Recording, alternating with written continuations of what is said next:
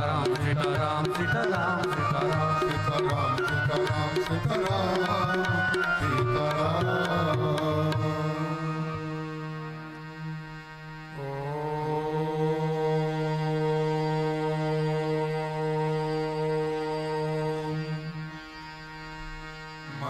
मंगलमूर्तये नमः गणाधिपतये नमः शान्तं शाश्वतमप्रमेयमनघं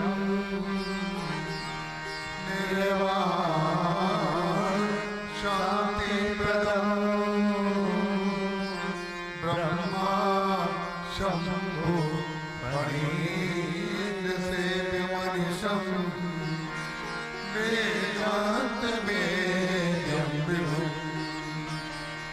रामाख्यं जगदीश्वरं सुरगुरुं मायामनुष्यं हरिं वन्देऽहं करुणाकरं रघुवरं भूपालचूडामणिं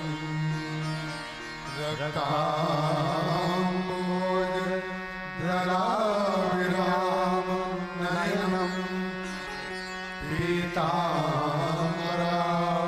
पीताम्बरालङ्कृतं श्यामं दुर्भुजं प्रसन्नवदनं श्रीसीतया शोभितं कारुण्यामृतसागरं प्रियगणे भ्राताविवे भाविकं वन्दे विष्णु शिवासेवनशं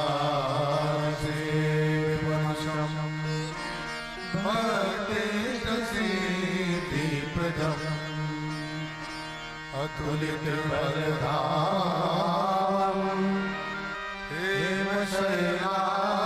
हेमशयनावदेहं धनुजवनकृशानुं ज्ञानिनामग्रगण्यं सकलगुणनिधानं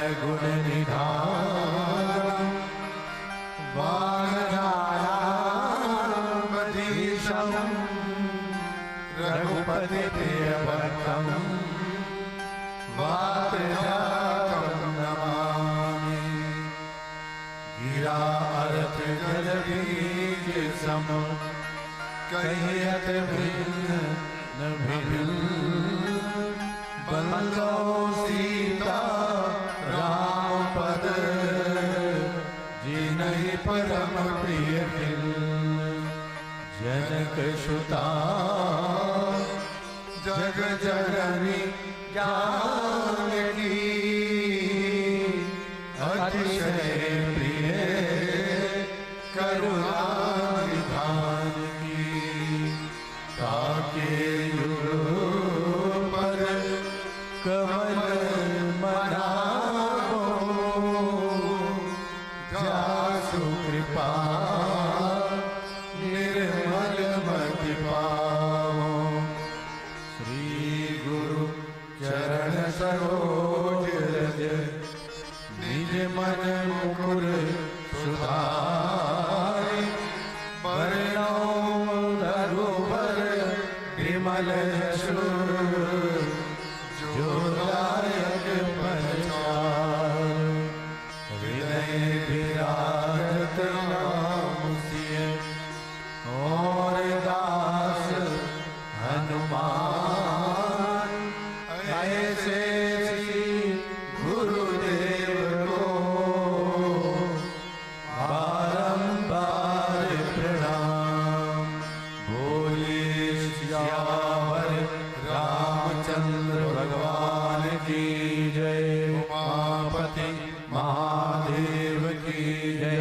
पवन सुत हनुमान की जय।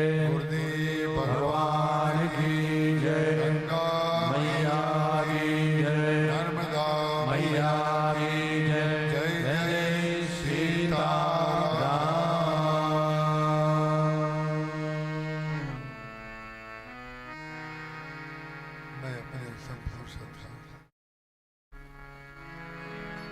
श्री रामचरितमानस गोस्वामी श्री तुलसीदास जी महाराज और अपने गुरुदेव के श्री चरणों में अर्पित करता हूँ।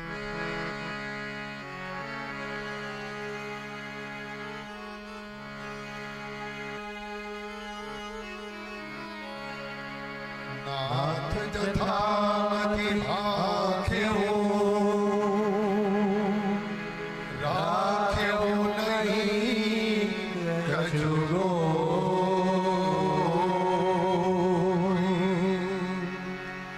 चरित सिंधु रघुनायक थाली पावई कोई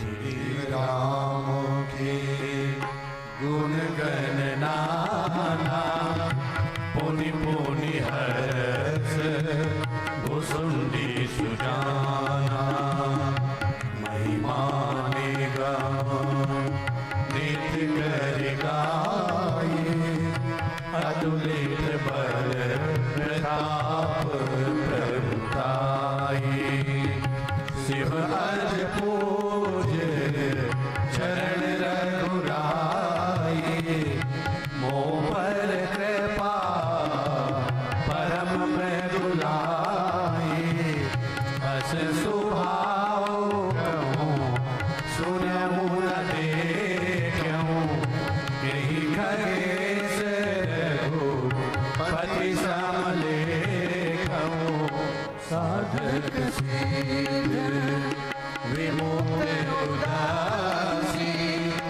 कवि कोविद कृतज्ञ सन्यासी योगी सूर सुतापस ज्ञानी धर्म निरत पंडित विज्ञानी तरही न बिनु से हे माम स्वामी राम नमामि नमामि नमामि शरण गए मो से अगरासी होए शुद्ध नमामि अविनाशी शरण गए मो से अगरासी होए शुद्ध नमामि अविनाशी जासु नाम भवेशज हर घोर त्रयसु सो कृपाल मोहितो परे सदा रहो अनुकूल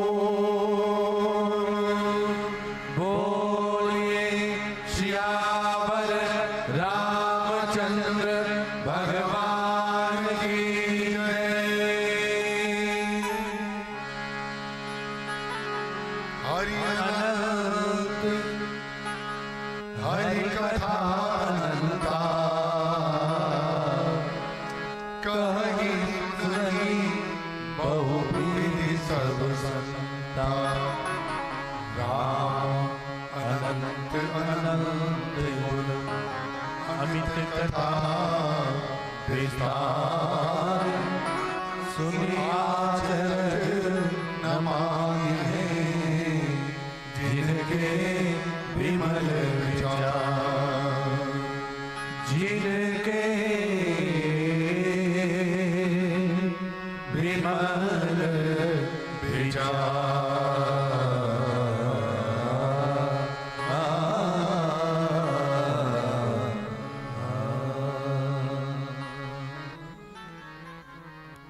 राम कथा रस के रसक पिपास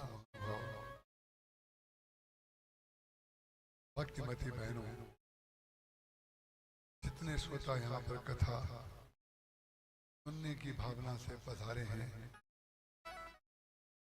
हम उनके चरणों में प्रणाम करते हैं और कथा की चौथी संध्या में आपका स्वागत करते हैं। महाराज जी हमेशा कहा करते थे, प्रवचन करने वाले के अंदर प्रवचन बैठ करके कराता है और सुनने वाले के अंदर वही ईश्वर बैठ करके सुनता है। श्रोता और वक्ता के बीच अद्वैत भाव है और यही भगवान और भक्त के बीच अद्वैत भाव, यही ज्ञान और भक्ति के बीच भी अद्वैत भाव। काकभूषणी जी महाराज जो प्रसंग की चौपाइयां आपके सामने पढ़ी जाती हैं, इसमें काकभूषणी जी महाराज कहते हैं, अस स्वभाव कहूँ सुने न देखे। जो शिष्य अपने गुरु के पास रह करके, जो भक्त अपने भगवान के पास रह करके उसको अपने स्वामी और अपने गुरु की तुलना में यदि थोड़ा भी कहीं अधिक दिखाई दे रहा है, इसका तात्पर्य अभी उसने उसको पिया नहीं है। जब पी लेता है, घड़ा भर जाता है, तो उसमें से आवाज होनी बंद हो जाती है और घड़ा छलकने लग जाता है। काकभूषणी जी महाराज ने दो लोगों के संदर्भ में ये बात कही है, एक गुरु के संदर्भ में और एक भगवान के संदर्भ। भगवान के लिए वो कहते हैं, अस स्वभाव कहूं न देखूं, बहु खगेश रघुपति सम। हे खगपति गरुड़ जी महाराज, ऐसा स्वभाव मैंने न तो ना कहीं देखा, तो अनिर्वचनीय है। इसका वर्णन मैं आपके समक्ष कैसे करूं? वही बात वो अपने गुरुदेव के संदर्भ, एक शूल मोहि बिसर न काऊ, गुरु कर कोमल शिव। एक शूल क्यों कहते हैं? तो दुख में होता है। दुख का तात्पर्य वो इसलिए कह रहे हैं कि मैं अपने गुरु का जब स्मरण करता हूं, मुझे बड़ा कष्ट होता। शूल मुझे बिसरता नहीं है। कौन सा शूल? बोले मेरे द्वारा इतने अपराध हुए और उन्होंने किसी भी अपराध का दंड मुझे नहीं दिया, हमेशा मुझे क्षमा किया। कल मैं आपके समक्ष एक बात कह रहा था, लखनऊ शहर की बात कहते कहते कहीं और इतने भाव दिखाई देते हैं, कभी कभी छांटना मुश्किल हो जाता है इसमें किधर जाएं। मैंने आपको कल कहा था, महाराज जी ने एक बार मुझे, मैं महाराज जी के चरणों में गिर गया, रोने लगा। तो मैंने क्या तात्पर्य? मैंने कहा रो में इसलिए रहा कि जिसको कभी क्रोध है मैं दिला दी। मुझे इस बात का दुख है। वही बात काकभूषणी जी महाराज कह रहे हैं, एक शूल मोहि बिसर न काऊ, गुरु कर कोमल शील स्वभाव। किसी भी भगवान के भक्त को इस बात का ध्यान रखना चाहिए कि हमारे द्वारा कोई कार्य ऐसा ना हो जाए कि हम जिससे प्रेम करते हैं, जिससे श्रद्धा करते हैं, जिसके प्रति हमारी भक्ति है, उसके हृदय को कष्ट हो जाए। काकभूषणी जी महाराज कहते हैं, अपने स्वामी राम के प्रति निष्ठा का चरमोत्कर्ष प्रस्तुत कर रहे हैं काकभूषणी जी महाराज। चरमोत्कर्ष प्रस्तुत करते समय कहते हैं, चाहे कोई साधक हो, साधना में रत हो, अब जो बात काकभूषण जी महाराज कह रहे हैं, इसका तात्पर्य जब मैं कल आपके समक्ष कह रहा था, कहो भगत पथ कवन प्रयासा, जोग न जप तप मख वासा, सरल स्वभाव न मन कुटलाई, जथा लाभ संतोष सदाई। तो उस समय त्यागी और संग्रही के बीच में जो भक्ति का तत्व है, उसकी तुलना के लिए कह रहा था। उसका कदाचित ये तात्पर्य बिल्कुल भी नहीं है कि योग करना नहीं चाहिए, जप नहीं करना चाहिए, अनुष्ठान नहीं करना चाहिए। गोस्वामी तुलसीदास जी महाराज ये कहते हैं कि सब कुछ करिए, लेकिन सब कुछ करने के बाद यदि असंतोष बना रहा तो करने का कोई लाभ नहीं है। असंतोष काहे में होना चाहिए और संतोष काहे में होना चाहिए? बोले साधना में तो होना चाहिए असंतोष, और करना है और करना है और करना है। साधना में अगर असंतोष नहीं हुआ, संतोष हो गया, तो साधना में हमारी प्रगति नहीं होगी। और जो उपलब्धि में तो साधना का परिणाम है, जब हमें वो साधन का फल मिला और उसमें अगर संतोष नहीं हुआ, तब आनंद नहीं आएगा। तो कथा सुनते समय इस बात का ध्यान बहुत रखना पड़ता है कि जो बात कही जा रही है उसका चरम उत्कर्ष क्या है, उसका उद्देश्य क्या है। तो काकभूषण जी महाराज कहते हैं, चाहे कोई साधक हो,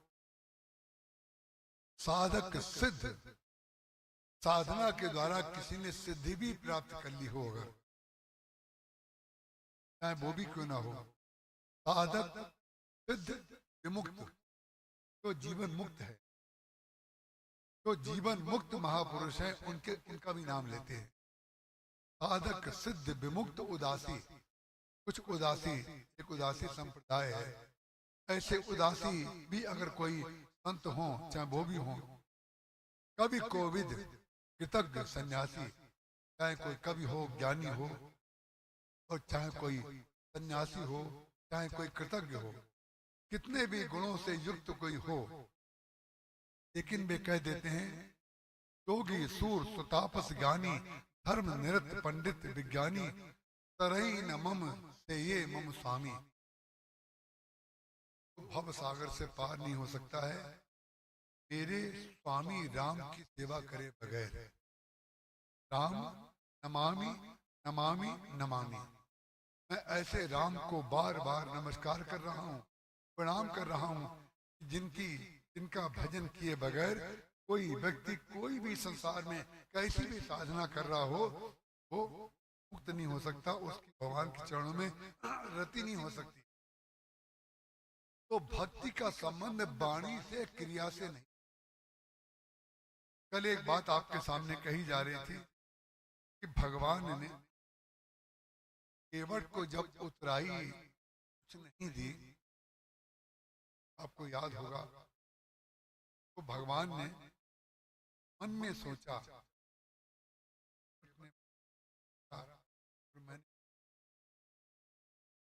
तो जब मन में जो बात आई उस समझ वाला कौन? भगवान के मन को समझने वाला जो होता है वही भगवान का भक्त होता है, और भक्त के मन को समझने वाला जो होता है वही भगवान होता है। पार्वती जी का पूजन करने के लिए जब सीता जी उस वाटिका में जाती हैं, क्या कहती हैं? और मनोरथ जानो नीके करके आपसे मांगे, तो बोल करके तो संसारी मांगता है और संसारी से मांगता है। भगवान का जो भक्त होगा वो अपनी कामना कभी बोलेगा ही नहीं। कामना अगर बोल दी, कामना का संपुट अगर आपने लगा दिया और कामना पंडित जी को बता दी कि 11 पाठ कर दो, हमारा संकल्प ये है, का तात्पर्य है आपने जो कहा है आपको उतना ही चाहिए, ज्यादा भगवान अगर कहें आप नहीं लेंगे, उससे कम दें तो भी आप नहीं लेंगे। इसका तात्पर्य क्या है? भगवान को हम शक्तिशाली तो बहुत मानते हैं, नहीं मानते, बुद्धिमान अपने को मानते हैं, ताकि बता देते हैं ये जो अनुष्ठान चल रहा है, ये जो पंडित जी बैठे हुए हैं, इन पंडित जी के द्वारा हमने ये कहा है हमारा ये काम कर दो। जी भगवान राम की कामना से जा रहे हैं, कामना संसार भी करता है, कि सीता जी के भी मन में कामना है भगवान राम को पाने की, और पार्वती जी के समक्ष जो पूजा करने के लिए जा रही हैं वो कामना लेकर के ही जा रहे हैं, लेकिन कामना को बोल नहीं रही है। क्या कहती हैं? और मनोरथ जानो नीके बसौ सदा उरपुर सब ही के, क्यों प्रगट न कारण ते ही अस कही चरण कही बैदेही। श्री सीता जी ने कहा इसीलिए मैंने अपनी कामना बोल करके आपके सामने नहीं रखी है, क्योंकि आप तो संसार के जितने प्राणी हैं सबके मन की बात को जानने वाली हैं। स्पष्ट सब कुछ लिखा हुआ है, सब कुछ स्पष्ट लिखा है। जबलपुर में थे वो नहीं, वो और उनकी पत्नी थे। मन तो हो रहा है कि उनका नाम ले ले, नाम इसलिए नहीं लेंगे, हम नाम लेंगे प्रशंसा में, उनके प्रति प्रेम मेरा और महाराज जी का दोनों का, लेकिन कहीं उनके नाती पोते कोई भी कथा सुनने होंगे तो कहीं उल्टा अर्थ ना ले ले, हमारे बाबा जी के मजाक उड़ा रहे हैं।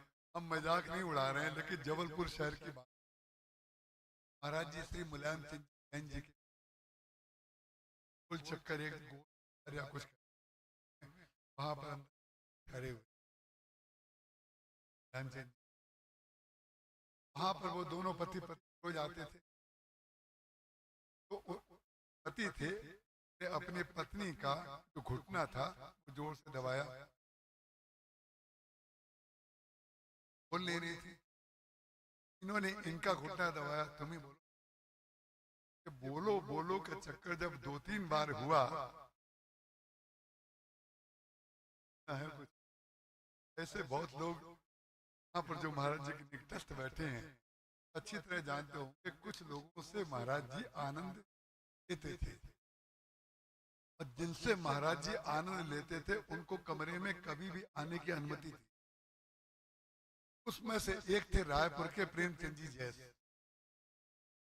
जब सबको निकाल दिया जाता था कमरे के बाहर, जाओ क्योंकि महाराज जी को कथा में आई हो या दिन भर की जो थकान थी, तो प्रेमचंद जी जैसे थकान को उतारने का। ऐसे कुछ लोग होते तो कमरे में आते ही न जाने क्यों उनको देख के हंसी आती है और आनंद आता है, क्यों आता है मुझे नहीं पता। तो उन्होंने कहा बोलो, तुम नहीं बोलता तो महाराज जी बोले।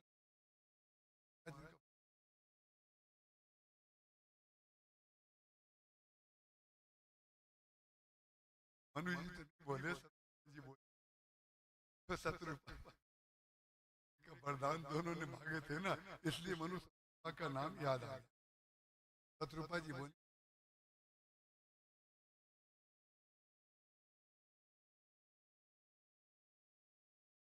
हाँ, 3 उन्होंने कहा ज्यादा कुछ नहीं, कम से कम कि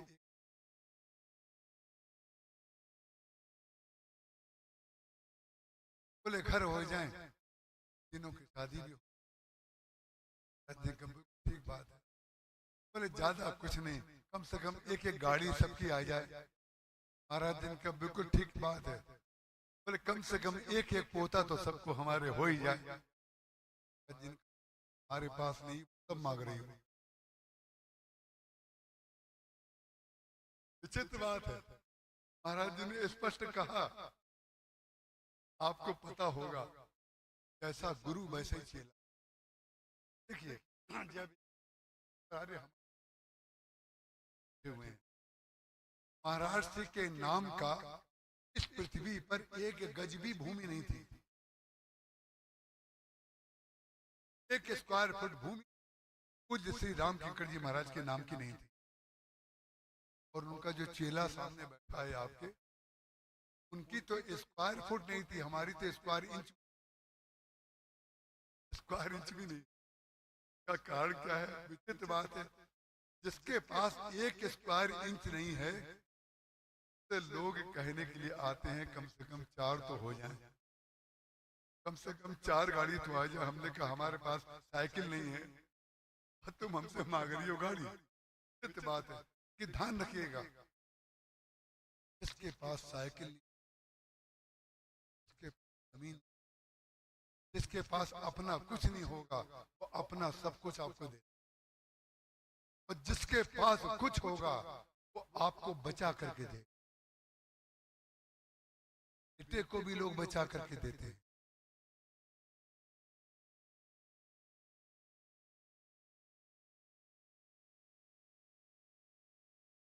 यहाँ सुनाया है कि नहीं, भोजन करने गए तो ड्राइंग रूम में भोजन हो गया। अब हम उठने ही वाले थे तो पति पत्नी दोनों कमरे में चले गए, जा करके हमको एक मंत्र दे गए।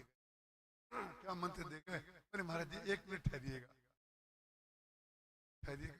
ठहरे भाई, दोनों अंदर चले गए और दोनों बातें करने लगे। तो दोनों आपस में, हमें शब्द सुनाई दे रहा है, अलमारी खोल के खड़े हुए हैं, बातें कर रहे हैं। जब बढ़ाने के लिए पत्नी ने कहा तो पति जी कल आएंगे, ध्यान रखना। कहाँ जाते हैं वह हर साल आते हैं, हर साल दे पाओगी। अरे महाराज, हमने जितने पापड़ तले हैं, जितने पापड़ बेले हैं, उतने आप लोग नहीं बेल पाएंगे, और इसके बावजूद स्माइल करते हैं। सोचिए जरा, इसके बावजूद हंसते रहते हैं। आपको हंसाने के लिए हमें प्रयास करना पड़ता है, और हम हमेशा आनंद में रहते हैं। ये वाणी जो होती है ना, वाणी आओ, ये छिपते नहीं। तो भगवान राम के हृदय की भाषा, केवट पुत्र दंडवत हीना, प्रभु सब कुछ यही कछु नहीं दीना। भगवान को संकोच लगा, इसको मैंने कुछ नहीं दिया। जहां भगवान को संकोच लगा कि हमने इसको कुछ नहीं दिया, उसी समय श्री सीता जी के हृदय में ये बात आ गई, हमारे प्रभु को संकोच हो रहा। पिए हिए की सिय जाननी हारी, अपने प्रिय श्री राम प्रिय के हृदय की बात को जानने वाली कौन है? ये हिए की सिय जाननी हारी, मणि मुदरी मन उदित उतारी। मणि माणिक्यों बड़ी सुंदर जो अंगूठी थी, मुद्रिका थी, इस अंगूठी को एकांत क्षणों में भगवान राम ने अपने हाथ से उतार करके सीता जी के हाथ में पहना दी। वो अंगूठी भगवान ने सीता जी को दी थी। आज सीता जी ने तो एकांत क्षण की उनकी एकमात्र पहचान है, उसको भी उतार करके अपने जो प्रिय राम है उनके संकोच को दूर करने के लिए, उनकी प्रसन्नता के लिए उतार दी। आज का उतार तो देता है, मन मुदित, मन मुदित, प्रसन्नता पूर्वक दे दी। लेकिन आज का कोई व्यक्ति अगर होता तो वो देता तो शायद दे दे, शायद दे। आज घर से क्या था, एक ठो बचा, ये भी रखो। तुमने हमें दिए क्या है? हमें दिए क्या है? एक ठो बची थी, ये भी तुम पकड़ो, अपना दो केवट को। उसका कारण क्या है कि हम सुनते रहते हैं, कि हम देखते रहते हैं। प्रेम शुरू होता है कहीं और से, और प्रेम का अंत होता है कहीं और जाकर।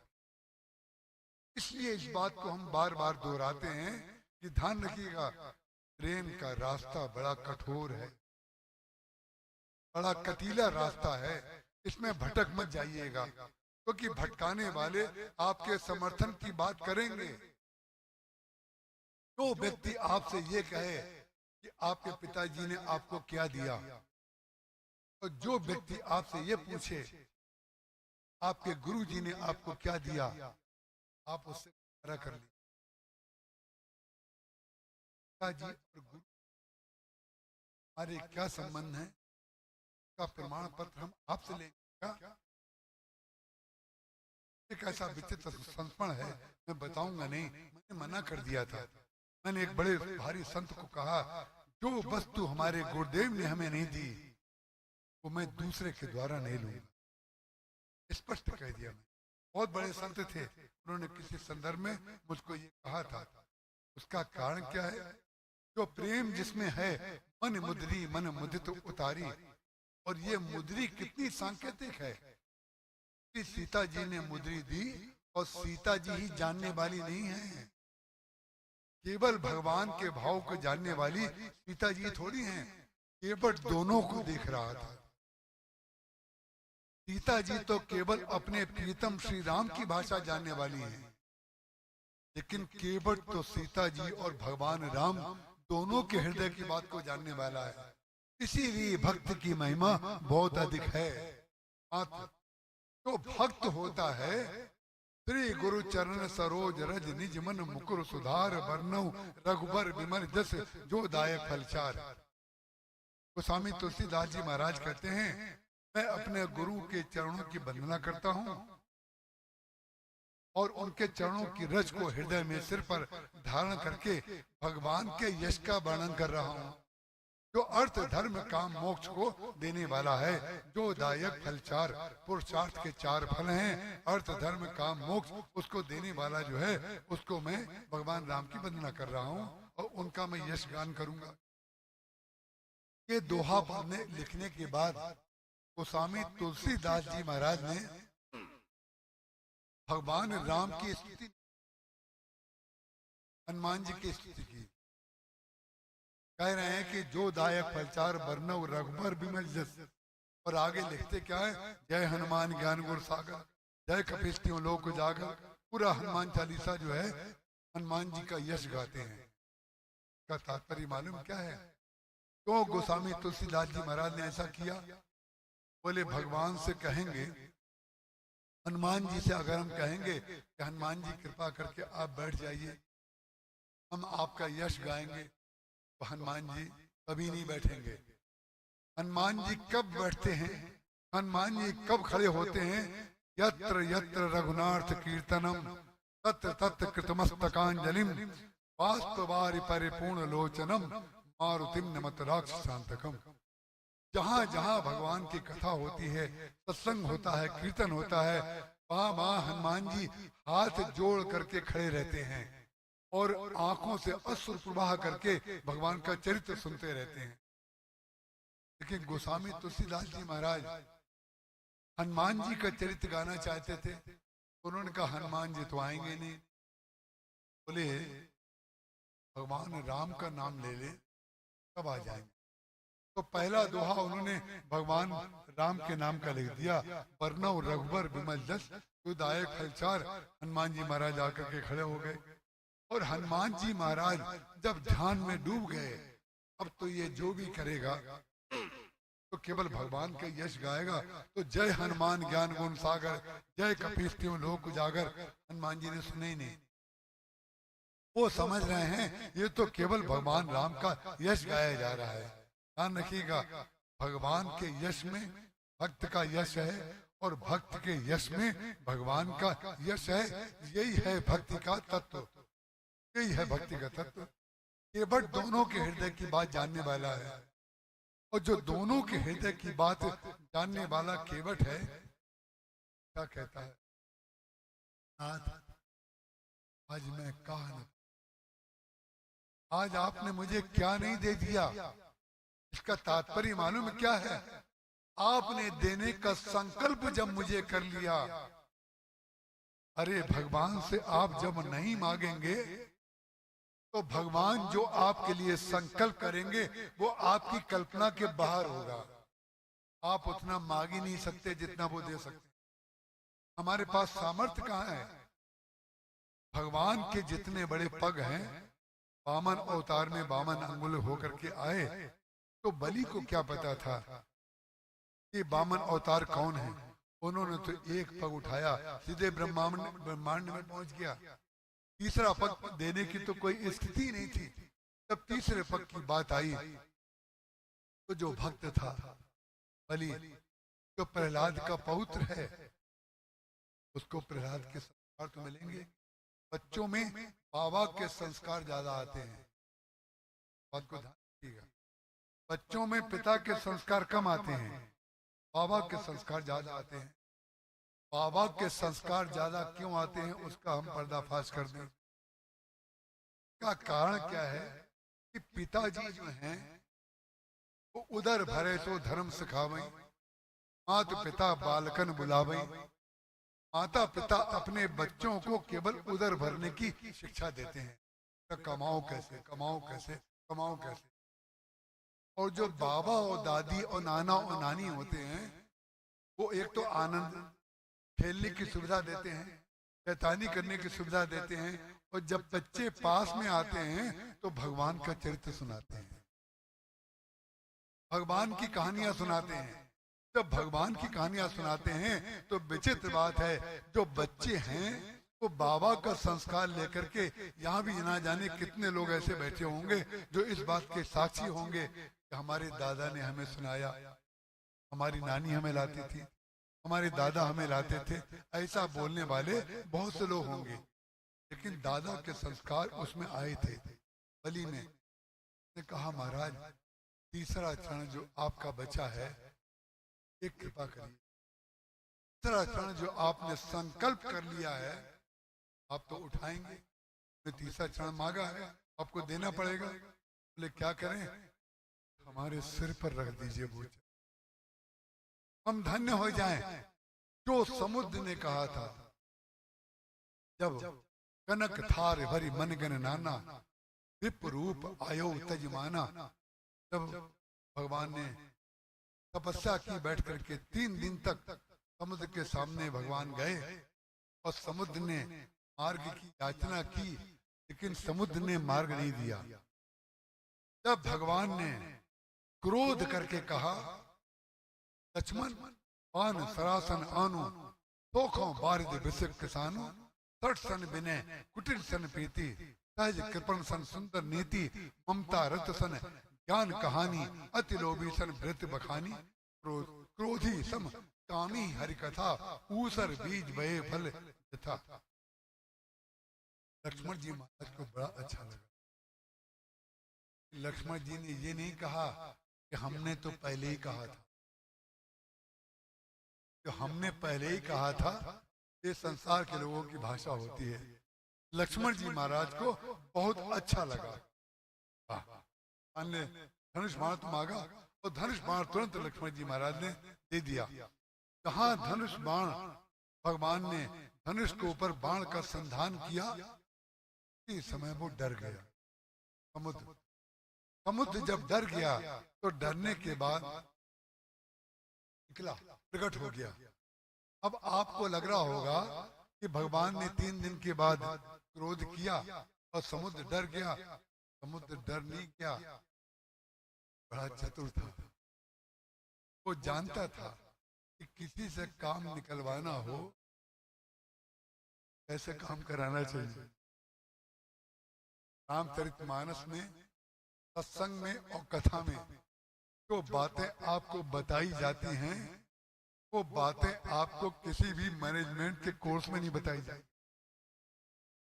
समुद्र ने कितनी होशियारी का काम किया। बोले भगवान को क्रोध दिलाना सबसे कठिन काम है, क्योंकि भगवान को क्रोध आता ही नहीं है। लक्ष्मण जी को क्रोध दिलाना इतना कठिन नहीं है, लेकिन भगवान को क्रोध दिलाना बहुत कठिन। 3 दिन तक उन्होंने विभीषण की बात मानी, क्योंकि विभीषण ने कहा था, रावण का भाई विभीषण भगवान के पास आया। और भगवान कौन है? बोले भक्त वत्सल है। उन्होंने कहा कि प्रभु यद्यपि आपका एक बाण जो है वो हजारों समुद्रों को सुखा सकता है, आप सुखा। यद्यपि तदप नीत अस गाई, विनय करिए सागर संजाई। आप समुद्र के पास जाइए और उससे विनय करिए जाके। और इसीलिए गोस्वामी जी ने विनय को, उन्होंने विनय के साथ ही परिपूर्ति की। विनय न मानते जल जड़, गए 3 दिन बीत। जब वो निकला, क्रोध किया भगवान ने और धनुष में उन्होंने बाण का संधान कर दिया, तुरंत निकल आया। भगवान को उसे दिलाना चाहता था, क्योंकि वो जानता था कि राम सत्य संकल्प है। एक बार बाण चढ़ा देंगे तो उनका बाण बगैर लक्ष्य की पूर्ति के वापस आते ही नहीं। बात को वो समुद्र जानता था। जहां भगवान ने बाण चढ़ाया वो स्तुति करने लगा, महाराज आपने बहुत अच्छा किया, हमें अहम मुक्त कर दिया। आप कृपा करके अगर आप हमें मार देंगे, आप हमें कृपा करके क्षमा दान दीजिए। फिर उसने बहुत सी चौपाइयां बोली हैं। एक चौपाई उसमें बड़ी विवादास्पद हो जाती है। विवादास्पद उनके लिए है जो स्वयं विवादास्पद है। विवादास्पद व्यक्ति जो है वो विवाद को जन्म देता है। जो संवाद है उसमें भी विवाद निकाल देता है विवादास्पद। जो लोग सनातन धर्म में भी विवाद निकाल देते हैं, उनकी बुद्धि मारी गई है। उसका कारण क्या है? रामायण पढ़ते बनता नहीं है, रामायण समझते बनता नहीं है। किसी गली में पैदा हो गए, कुछ बन गए, कुछ लोगों के मत से परिणाम क्या हुआ?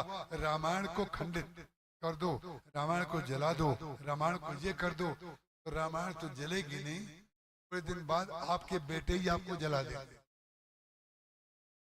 आप रामायण को जलाने की बात कर रहे हो, भगवान ने जलाने वाले आपके ही घर में पैदा कर दिए हैं। बेटे ही तो आग लगाएगा ना।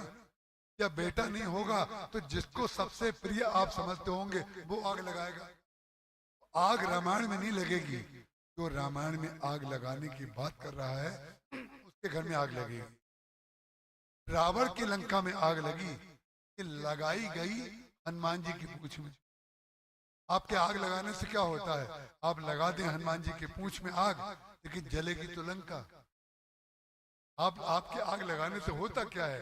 आप चाहे जो करें, करन राम चाहे सोई होई, करई अन्यथा अस नहीं कोई। तो राम जी करना चाहेंगे कोई होगा, दूसरा कुछ हो ही नहीं सकता। इसलिए व्यक्ति को ये ध्यान रखना चाहिए कि भगवान जो करना चाहते हैं वही होता है। अपनी बुद्धि उसमें चलाने की कोई जरूरत नहीं है। समुद्र ने इसलिए भगवान को क्रोध में लगाया, जहां भगवान से उसने प्रणाम किया, करके क्षमा कर दी। भगवान ने क्षमा कर दिया। बोले महाराज अब भगवान की शक्ति का स्मरण समुद्र करा रहा है। माने भगवान के बाण का जो स्वरूपक ज्ञान है वो भगवान को समुद्र करा रहा है। क्या स्वरूपक ज्ञान? यही स्वार्थी लोगों का काम होता है कि महाराज हमने सुना है आप इतनी कृपा करना जानते हैं। बोले हाँ जानते हैं। बोले हमारे ऊपर कर दीजिए। बोले सबसे पहले हमारे ऊपर कृपा कर दीजिए। बोले क्या कृपा कर दें? यही सर मम उत्तर तटवासी। बस उत्तर तटवासी लोग, जो कुछ ऐसी जातियां थीं जो समुद्र को बहुत कष्ट देती रहती थी, तो उसने सोचा कि ऐसा काम करें कि भगवान का भी काम हो जाए। आपने सुना होगा अब महाराज जी के मुख से कि महाराज जी के बरेनी गांव में जो हनुमान जी का मंदिर है, वहां महाराज जी बैठ करके जप कर रहे थे। उस समय एक बहुत बड़े थाल में भर करके एक सज्जन 2 जने पकड़े हुए लड्डू लेके आए और महाराज जी से कहते हैं ये लड्डू हनुमान जी को भोग लगा दीजिए। भोग लग गया तो महाराज जी अपने स्वभाव बस उन लड्डुओं में से एक एक लड्डू जो बच्चे वहां थे उनको बुला के बांटने लगे। तो उन सज्जन ने महाराज जी का हाथ रोका। बोले महाराज जी इसमें से कम एक लड्डू आप चाहें तो ले सकते हैं, लेकिन लड्डू बांटिए मत। तो महाराज जी इनका क्यों नहीं बांटे? बोले हमने कुछ दिन पहले मनौती मांगी थी और हमारा काम हनुमान जी ने पूरा कर दिया, तो हम थोड़े दिन तक रुके रहे। आज हमारी बेटी के घर में विवाह है, तो वहां पर मुझे लड्डू ले जाने थे, तो मैंने सोचा ऐसे दिन लड्डू ले जाएं और भोग लगाएं कि भगवान जी को भोग भी लग जाए और बेटी के घर में लड्डू भी पहुंच जाए। ऐसे संसार के महाराज कैलकुलेशन करने वाले। कल हम जब यहाँ से निकले तो 4 कंचे मिले हमें।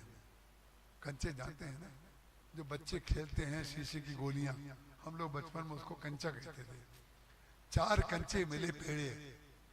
हमने जाकर के ऋचा को दिखाया, हमने कहा ये पेड़े बनवाए गए हैं, ये अवतरित नहीं हुए हैं। कहते हैं तू हमें ये बताओ, कहीं विधि तरिए जल्द में कही जाती है। मैंने आपसे कल कहा था कि आवश्यक बात को भी ना बोलना ये हमारी कुंठा को बताता है, और अनावश्यक बात को बोलना ये हमारे अहंकार को बताता है। कुछ लोग अनावश्यक रूप से मौन रहते हैं और कुछ लोग अनावश्यक रूप से बोलते रहते हैं। दोनों के बीच में संतुलन चाहिए। संतुलन जो कल हमने संतोष का संतुलन आपके समक्ष प्रस्तुत किया था, बोले त्याग और संग्रह के बीच में संतुलन अगर आ जाए, और ये संतुलन केवल धन के संदर्भ में नहीं, जीवन में अगर संतुलन संतोष आ जाए तो संतोष आए, जहां संतोष आया जो 10 20 50 मिले, सत होय हजारन लाख मगेगी, कोटि अरब खरब असंख्य, पृथ्वी पति होन की चाह जगेगी। स्वर्ग पताल को राज मिले तऊ तृष्णा अति आग लगेगी। अरे सुंदर एक संतोष बिना 60 तेरी तो भूख कभी ना भगेगी।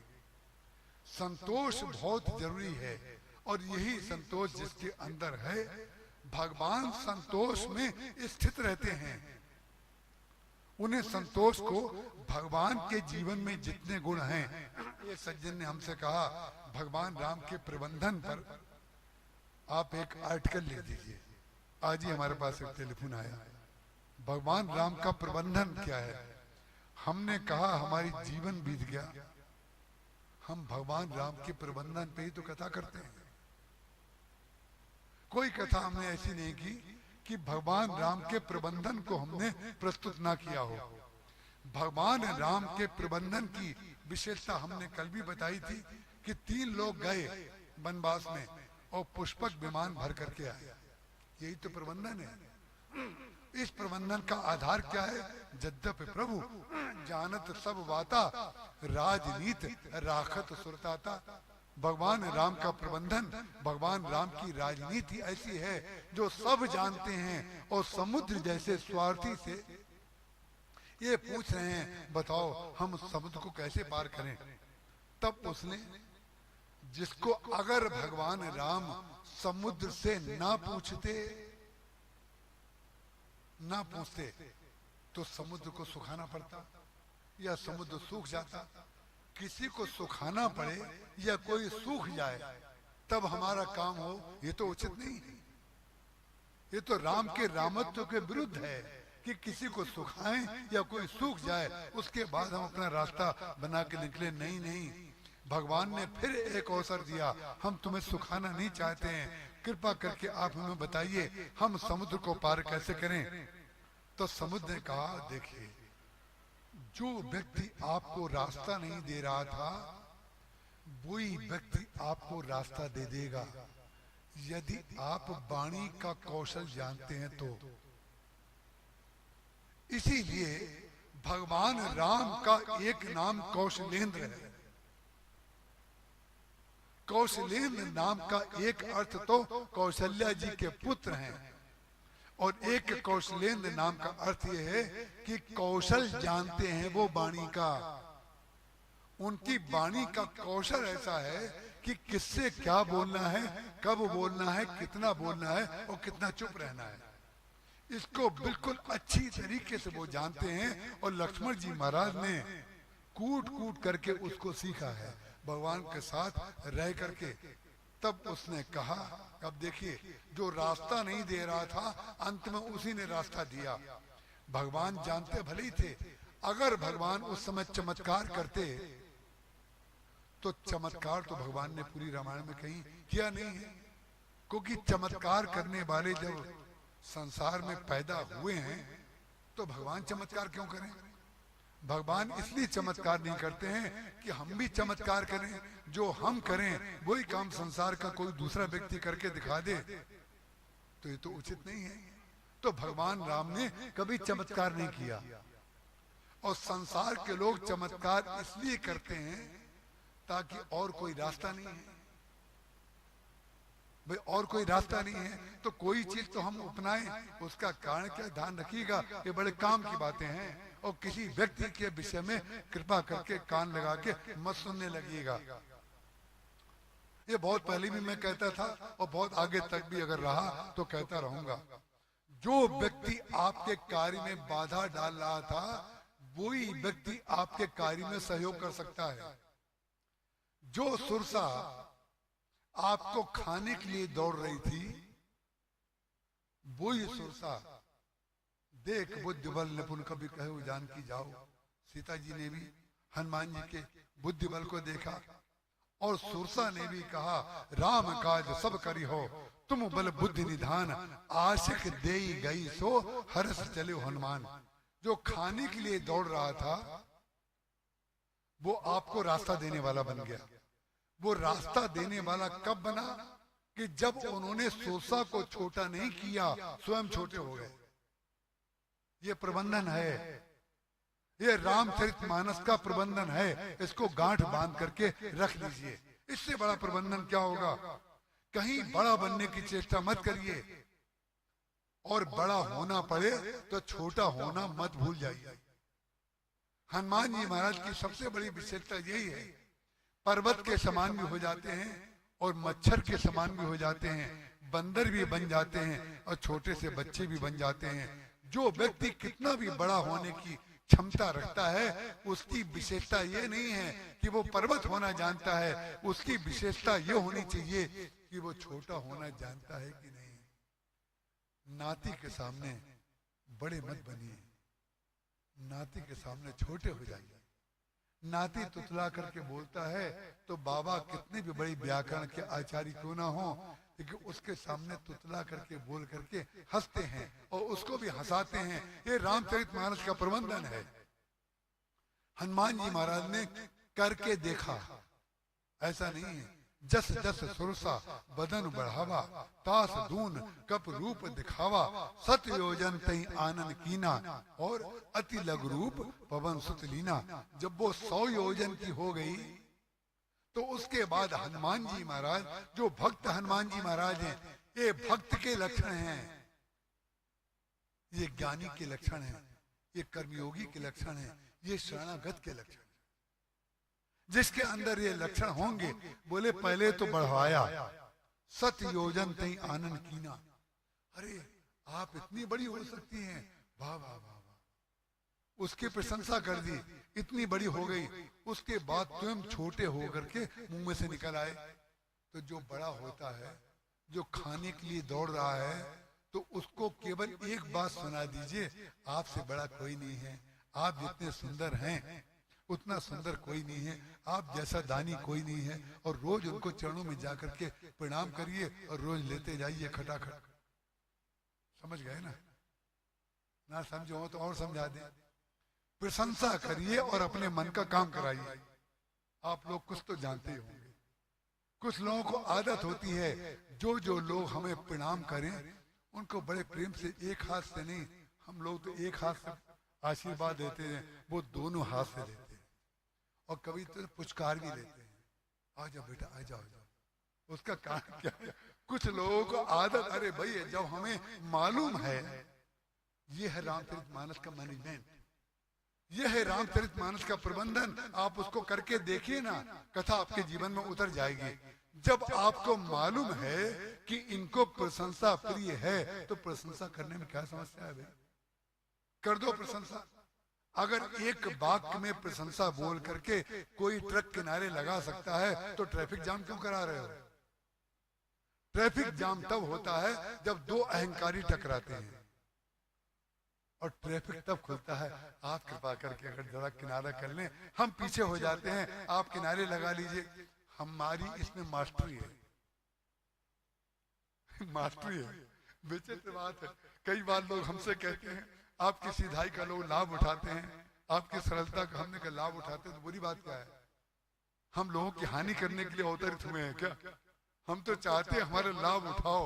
ध्यान रखिएगा, आप जितना लाभ उठाएंगे उतना लाभ हम आपसे ले लेंगे, छोड़ेंगे थोड़ी आपको। पहले आपको लाभान्वित करेंगे, उसके बाद हम ऐसा चक्र घुमाएंगे कि उसके बाद आप हमें लाभ दिए बगैर रह ही नहीं सकते, क्योंकि हमने रामचरितमानस के प्रबंधन को पढ़ा है। बस अपना सिर ऊंचा करना हम नहीं जानते, लंबाई भले ही थोड़ी बहुत हो, लेकिन मौका मिलता है तो सीधे नीचे। तो मैं कल कह तो रहा था कि महाराज जी से मैं माफी, किसी से भी कोई भी गलती हो जाए, शायद सॉरी शब्द का इस्तेमाल जितना मैंने किया होगा शायद ही किसी ने किया हो। हम छोटे बच्चे से, कुली से भी माफी मांग लेते हैं। कभी कभी ऐसा हो जाता है, उल्टे सीधे वो लोग काम करते हैं, थोड़ा कहना पड़ता है क्या करते हो भाई तुम। अगर इतना भी मैं किसी से बोल दूं तो मैं उससे माफी मांगे बगैर नहीं छोड़ता। सॉरी, हमसे गलती हो गई, उस समय तुमने ऐसा किया, अरे भाई, और 50 रुपए ज्यादा देकर के उसको विदा करता हूँ। तो वो मालूम है क्या चाह, एक दिल्ली में महिला कुली थी, तो महिला कुली थी, मैं ग्रेटर नोएडा में प्रवचन था, वहां से जा रहा था, कहीं याद नहीं आ रहा है। तो वो एक महिला कुली आई, हमने कहा भैया हम महिला से सामान नहीं उठवाएंगे। तो उसने मुझसे कहा कि महाराज जी आप नहीं उठवाएंगे, लेकिन हम तो किसी न किसी का सामान उठाएंगे ही, हमारा तो काम ही यही है, तो आप भी हमसे उठवा लीजिए। हमने उसकी बात से प्रभावित होकर सामान तो उठवा लिया, लेकिन देखिए दोनों लोग रामचरितमानस का प्रबंधन जानने वाले निकले। उसने भी जरूर कथा सुनी होगी या किसी संत का सामान जरूर उठाया होगा, इतना प्रबंधन तो जरूर वो जानती थी। उसने ऐसी बात कह करके ऐसे ढंग से बात कही कि हम सामान उठवाने को बाध्य हो गए। हमने सामान उठवाया, और जब उसने सामान उतारा तो हमने भी सूटकेस में हाथ लगाया, उतार लिया नीचे, और जितने रुपए उसको देने चाहिए उससे 3-4 गुने रुपए दे करके हमने उसको हाथ जोड़ा। बोले अब तो आपका सामान हम जरूर उठाएंगे। उसका कारण क्या है? अगर हमारे बोलने से आप इतने प्रभावित होते हैं कि इतने ज्यादा आप मुझे रुपए दे रहे हैं, तब तो हमारा बोलना बिल्कुल ठीक है। ध्यान रखिएगा, भगवान राम ने बोल बोल करके राम राज्य बना लिया, और आप लोगों ने बोल बोल करके लंका जला दी। मत करिए ऐसा, बिल्कुल मत करिए। मीठा बोलिए, क्योंकि लोगों को वो पसंद है। अच्छे हैं तो भी अच्छा कहिए, अच्छे नहीं है तो भी अच्छा करिए, कहीं ना कहीं जाकर के आपको उसका लाभ जरूर मिलेगा। भगवान राम ने कहा कैसे पार हो, तो उसने क्या कहा, समुद्र ने, नाथ नील नल कपि दो भाई। नल और नील जो थे समुद्र ने पैदा नहीं किया, नल और नील तो भगवान की सेना में ही थे। क्या भगवान जानते नहीं थे? बोले जानते सब थे, लेकिन सुनना चाहते थे समुद्र से। समुद्र ने कहा नाथ नील नल कपि दो भाई, लरकाई ऋषि आशीष पाई, तिनके परस किए गिरिभारे, तरिहै जलधि प्रताप तुम्हारे। क्या भाषा है, जरा देखिए। अब इसमें प्रशंसा भगवान की कर रहा है कि नहीं? भगवान की उसने प्रशंसा की, भगवान का ऐश्वर्य बताया। नाथ नील नल कपि दो भाई, लरकाई ऋषि आशिक पाई, तिनके परस किए गिरिभारे। नल नील नाम के 2 बंदर आपकी सेना में हैं। इनको अगस्त ऋषि ने शाप दिया है, मिला था शाप, लेकिन कह रहा है कि वरदान मिला है। वरदान क्यों कहा? बोले ऋषि अगस्त ने तो इनको शाप दिया था, लेकिन वो शाप भी अगर भगवान की सेवा से जुड़ जाएगा तो वरदान का ही प्रभाव मिलेगा। अगस्त जी ने तो इनको शाप दिया था, लेकिन शाप को अपने जीवन की बुराई को भी, कमी को भी यदि हम भगवान के चरणों में अर्पित कर दें तो वो वस्तु भी प्रसाद बन जाती है। लरकाई आशिक पाई, तिनके परस किए गिरिभारी।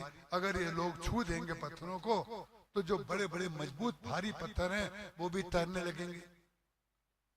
लेकिन तरिहै जलधि, यहाँ तक तो उसने जो सत्य था वो कहा, लेकिन सत्य के साथ राम का प्रबंधन जोड़ दिया। शील को जोड़ दिया। राम का प्रबंधन सत्य नहीं है लखन भैया, राम का प्रबंधन सत्य नहीं है, राम का प्रबंधन शील है। इसीलिए राम राज्य बन गया। सत्य तो बोलने वाले दुनिया में बहुत पड़े हैं, हमने खुद देखा है। जो हमने देखा वो बोल दिया, हम जो जानते हैं वो बोल देते हैं। ध्यान रखिएगा, जिस दिन आप सत्यवादी पद को छोड़ करके शीलवान बन जाएंगे, उस दिन आपके जीवन का सत्य उपादेय हो जाएगा, अनुकरणीय हो जाएगा। शिरोधारी लोग करेंगे आपके सत्य को, क्योंकि सत्य को आप शील के अनुपान में मिला करके देंगे। कड़वी दवा को वैद्य लोग शहद में या मलाई में या ऐसे कुछ अनुपान में देते हैं ताकि कड़वी दवा कड़वी ना लगे। सत्य जो होता है वो कड़वा होता है। ना जाने कितने लोग जीवन निकाल देते हैं इसी को कहलाने में कि हम बड़े सत्यवादी हैं।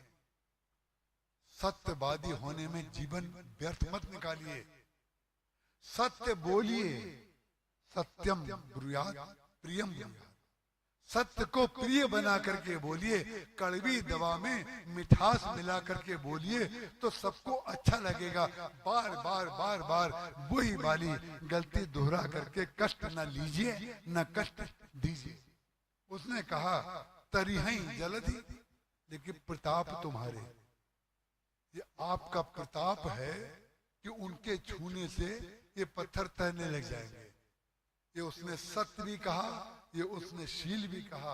और सत्य नहीं, ये परम सत्य है, क्योंकि होई है सोई जो राम रच राखा, को कर तरक बढ़ावे शाखा। होगा तो वही जो भगवान चाहते हैं, लेकिन ये बात भगवान भी जाते हैं। नीति प्रीति परमार्थ स्वार्थ को न राम सम जान जथारथ। नीति भगवान से अधिक कोई नहीं जानता, प्रीति भगवान से अधिक कोई नहीं जानता, परमार्थ भगवान से अधिक कोई नहीं जानता, और स्वार्थ भी भगवान से अधिक कोई नहीं जानता। क्या भगवान स्वार्थ भी करते हैं क्या? हमारे महाराज जी से किसी ने पूछा था कि प्रीति और नीति प्रीति परमार्थ, बोले प्रीति और परमार्थ तो समझ में आता है, लेकिन नीति और स्वार्थ जो है क्या भगवान ये भी करते हैं क्या? महाराज जी ने कहा हाँ, नीति परमार्थ और स्वार्थ सब कुछ हम लोग भी करते हैं और भगवान राम भी करते हैं।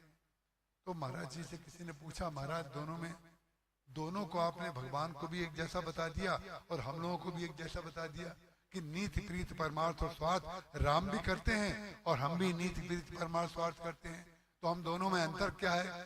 तो महाराज जी ने कहा अंतर केवल इतना है कि हम लोग जो परमार्थ करते हैं उसमें स्वार्थ पीछे छुपा रहता है, और हम लोग जो प्रीति करते हैं उसमें नीति पीछे छुपी रहती है।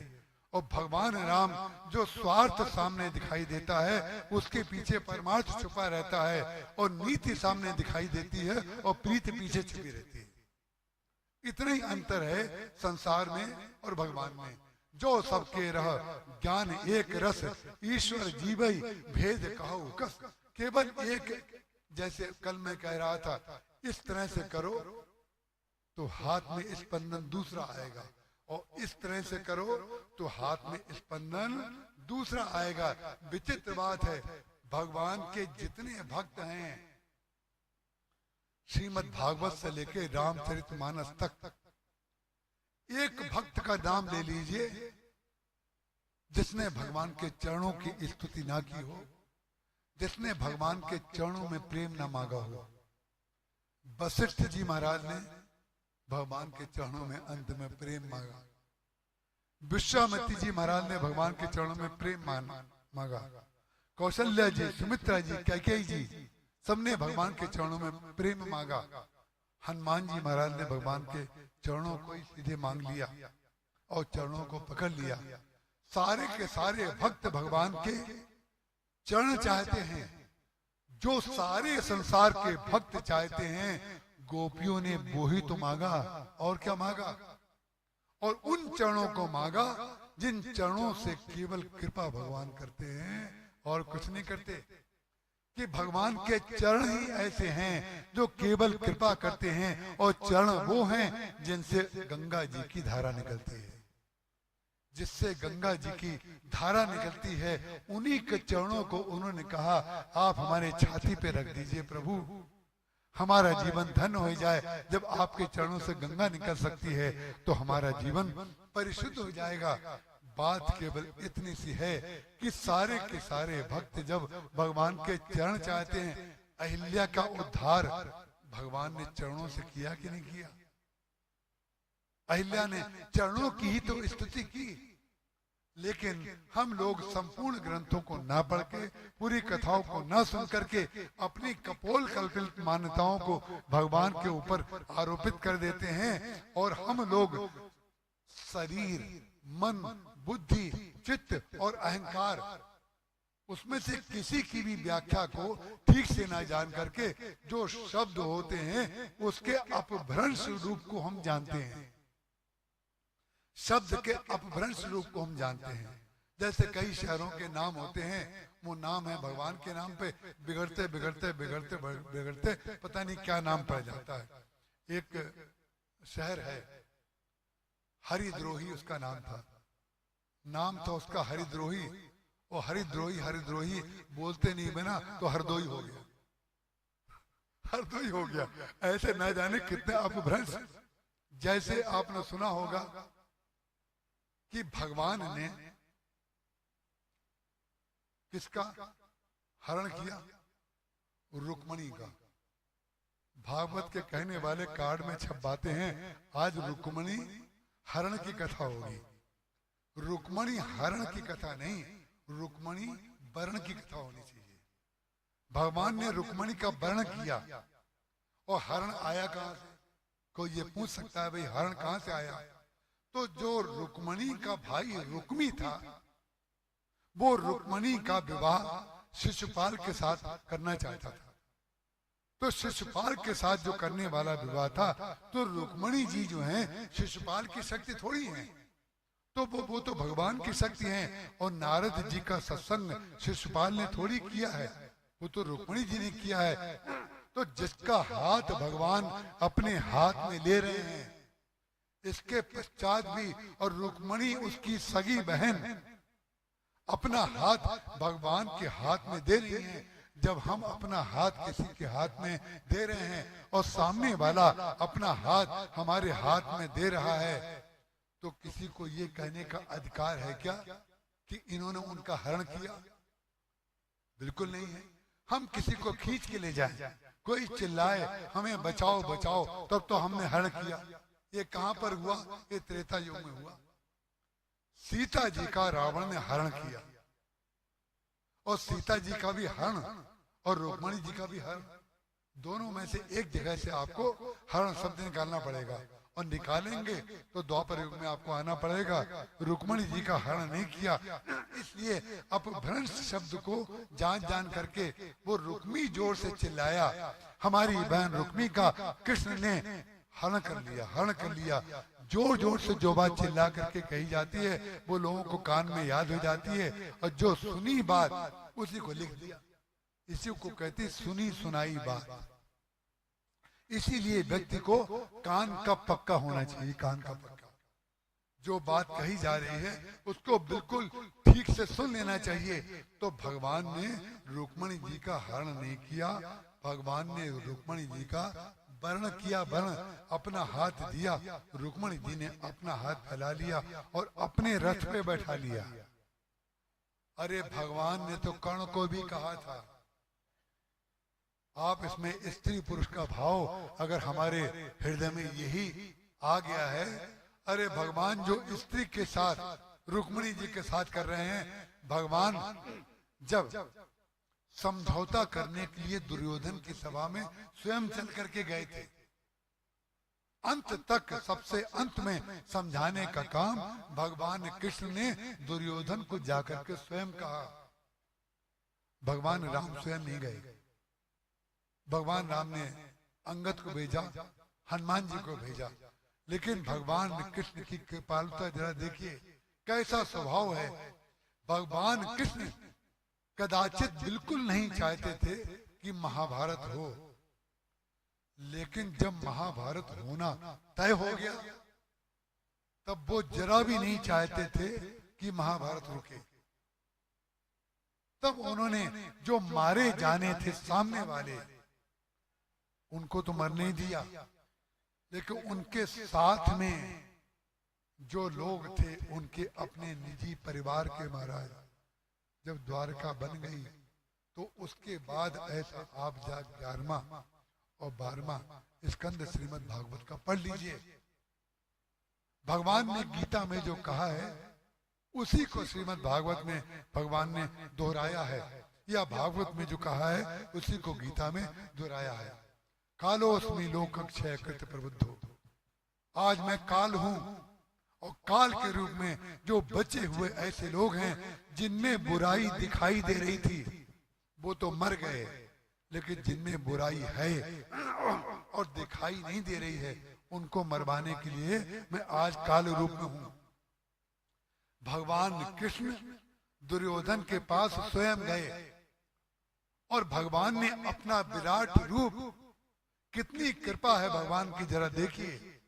भगवान ने सोचा अपनी माँ यशोदा को भी उन्होंने विराट रूप दिखाया, और जो माँ के ऊपर कृपा की वही कृपा भगवान की कृपालुता को तो जरा देखिए।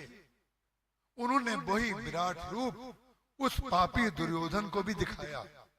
बोले ऐसे ना माने तो शायद ऐसे मान जाए, लेकिन विचित्र बात है भगवान के विराट रूप को देख करके यशोदा जी तो उनकी स्तुति करने लगी, उनके चरणों में प्रणाम करने लगी, लेकिन दुर्योधन ने कहा हमने जादू तो सुना था लेकिन जादूगर नहीं देखा। बस आपको हंसी आ रही है, हंसी आ रही है, हंसना नहीं चाहिए। हम भी हंस रहे हैं, हम आपकी आलोचना नहीं कर रहे हैं, लेकिन हम वो द्वापर युग में जाकर के बोल रहे हैं। आपकी हंसी पर हम क्रिटिसाइज नहीं कर रहे हैं, हम द्वापर युग में चले गए बोलते बोलते, इसलिए मैं कह रहा हूं हमें दया आ रही है, आपको हंसी आ रही है। दया हमें इसलिए आ रही है कि भगवान अपने ऐश्वर्य को दिखा रहे हैं। ऐश्वर्य को क्यों दिखा रहे हैं ध्यान रखिएगा। भगवान ने विराट रूप अपनी मां को जो दिखाया वो अपने मुख में दिखाया। हमारे मुख में देखो सारे के सारे ब्रह्मांड, जितने करोड़ों ब्रह्मांड जो हैं लटक रहे हैं, जैसे कौशल्या जी को रोम रोम प्रति लागे कोटि कोटि ब्रह्मांड, उसी तरीके से भगवान ने अपना मुंह फैला करके यशोदा जी को दिखा दिया था। लेकिन दुर्योधन के सामने जब गए तो उन्होंने शरीर दिखाया, क्योंकि मुंह इसलिए नहीं दिखाया कि भगवान के विराट रूप तक, जब विराट रूप दिखाया होगा तो भगवान बड़े हो गए होंगे, तो उतनी ऊंचाई तक तो जो भक्तिमती यशोदा जी हैं, जो भगवान का भक्त है, वो वहां तक उतनी ऊंचाई तक जा सकता है। जो भगवान के प्रति भाव नहीं रखता है, जो भक्त नहीं है, वो नीचे खड़ा रह गया, और जब भगवान ऊपर चले गए तो मुख कहाँ देखे, वो तो चरणों को भी देख लेता तो काकभूषण जी महाराज कितने धन्य हो जाता। उसने केवल जादूगरी देखी, बोले ऐसा जादूगर, और जब वो नहीं माना तो अंत में जो कर्ण है वो भी वस्तुतः है तो पांडव ही नहीं, तो संस्कार में चित्त में उसके पांडव वाले संस्कार थे, और भगवान के प्रति उसकी कदाचित भक्ति भी बहुत थी। लेकिन आपके अंदर भक्ति कितनी भी हो, हमारे जो कर्म हैं, हमारी जो शक्ति है, उसका उपयोग या उसका दुरुपयोग, हमारी शक्ति का दुरुपयोग हमारी जानकारी में अगर बुरे व्यक्ति को मिल रहा है तो ध्यान रखिएगा भगवान मरवाए बगैर नहीं छोड़ेंगे। तो आपकी भगवान के प्रति भक्ति कितनी है वो बात अलग है, लेकिन आपकी जो शक्ति है, आपकी जो योग्यता है, उसका उपयोग दुर्योधन को मिल रहा है कि उसका उपयोग आप भगवान के चरणों में कर रहे हैं। ये बात बहुत ध्यान रखने की है। कर्ण के अंदर भगवान के प्रति ये भाव आया और दरवाजे तक गया कि श्री कृष्ण को दरवाजे तक तो छोड़ आए, कम से कम दरवाजे तक जो छोड़ने गया, क्या दुर्योधन नहीं देख रहा था? क्या दुर्योधन देख रहा था। दुर्योधन दांत पीस करके रह गया कि मेरा मित्र आज इसको हुआ क्या है, श्री कृष्ण जैसे छलिया को दरवाजे तक छोड़ने जा रहा है, तो भगवान ने उसके कटे में नमक और छिड़क दिया। भगवान ने कहा जब दरवाजे तक आए हो तो थोड़ा सा और आगे चले जाओ। ये भगवान की कृपा है अपने भक्त के ऊपर। उन्होंने कहा थोड़ा सा और आगे आ जाओ ना, हमें थोड़ा दूर तक छोड़ दो। कहाँ तक छोड़ दो? हमारा रथ थोड़ा दूर खड़ा है, वहां तक छोड़ दो। उसको भगवान कृष्ण की आंखों में देख करके कर्ण की ना जाने कितनी बातें याद करके हृदय द्रवित हो जाता है। लेकिन कर्ण का दुर्भाग्य और कर्ण की बुद्धि की दीनता देख करके लगता है कि जो मंदोदरी ने कहा कि राम का विरोध करने वाले की अगर ये दशा हुई तो कोई आश्चर्य की बात नहीं है। वही जो कृष्ण के विरोध में लड़ाई कर रहा है, जो दुर्योधन के पक्ष में लड़ाई कर रहा है, उसकी वो दुर्दशा तो होनी है, चाहे आज का व्यक्ति हो चाहे कोई दूसरा व्यक्ति हो। जब वो भगवान को रथ तक छोड़ने के लिए चला गया तो भगवान की और कृपा देखिए। बोले जब दुर्योधन का महल छूट ही गया है, जब दुर्योधन का महल छूट ही गया है तो अब तो एक कोई छोड़ना बाकी है। किसको?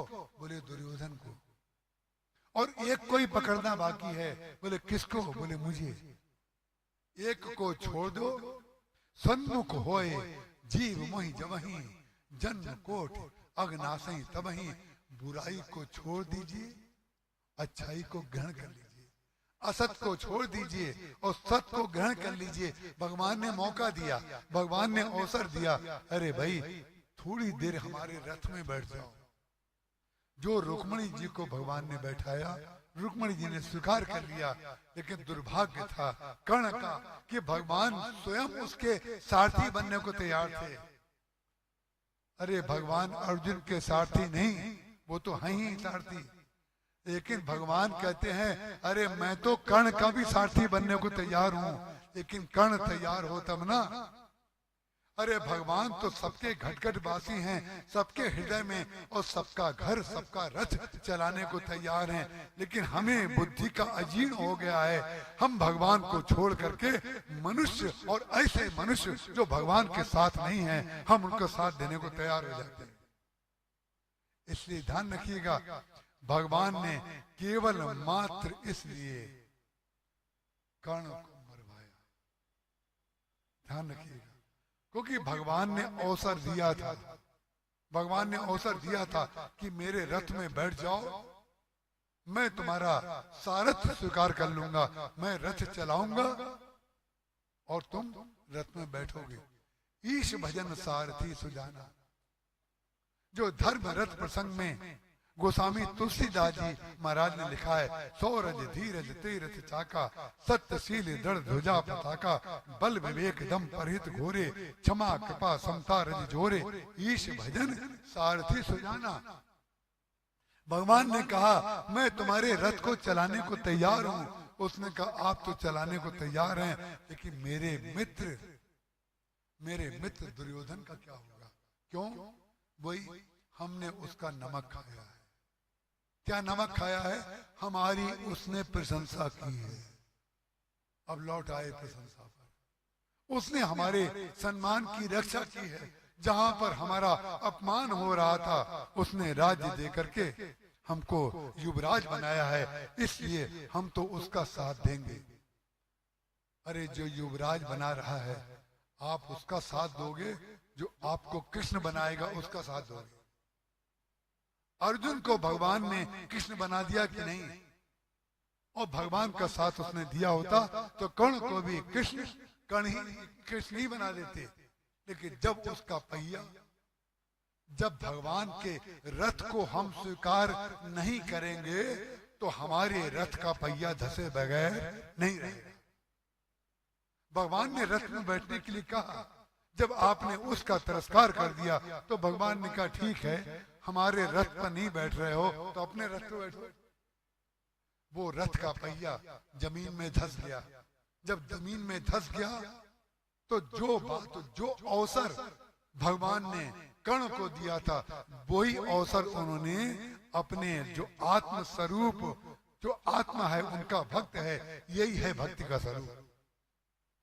अगर कर्ण वास्तव में भक्त होता तो वैसे ही बात मान लेता जैसे अर्जुन ने मानी। उन्होंने कहा, अर्जुन उठाओ बाण, देख क्या रहे हो, और धनुष के ऊपर चढ़ाओ और कर्ण की छाती पर मार दो। उसका जो पढ़ा हुआ ज्ञान था द्रोणाचार्य जी से, वो ज्ञान पैदा हो गया, पढ़ा हुआ ज्ञान।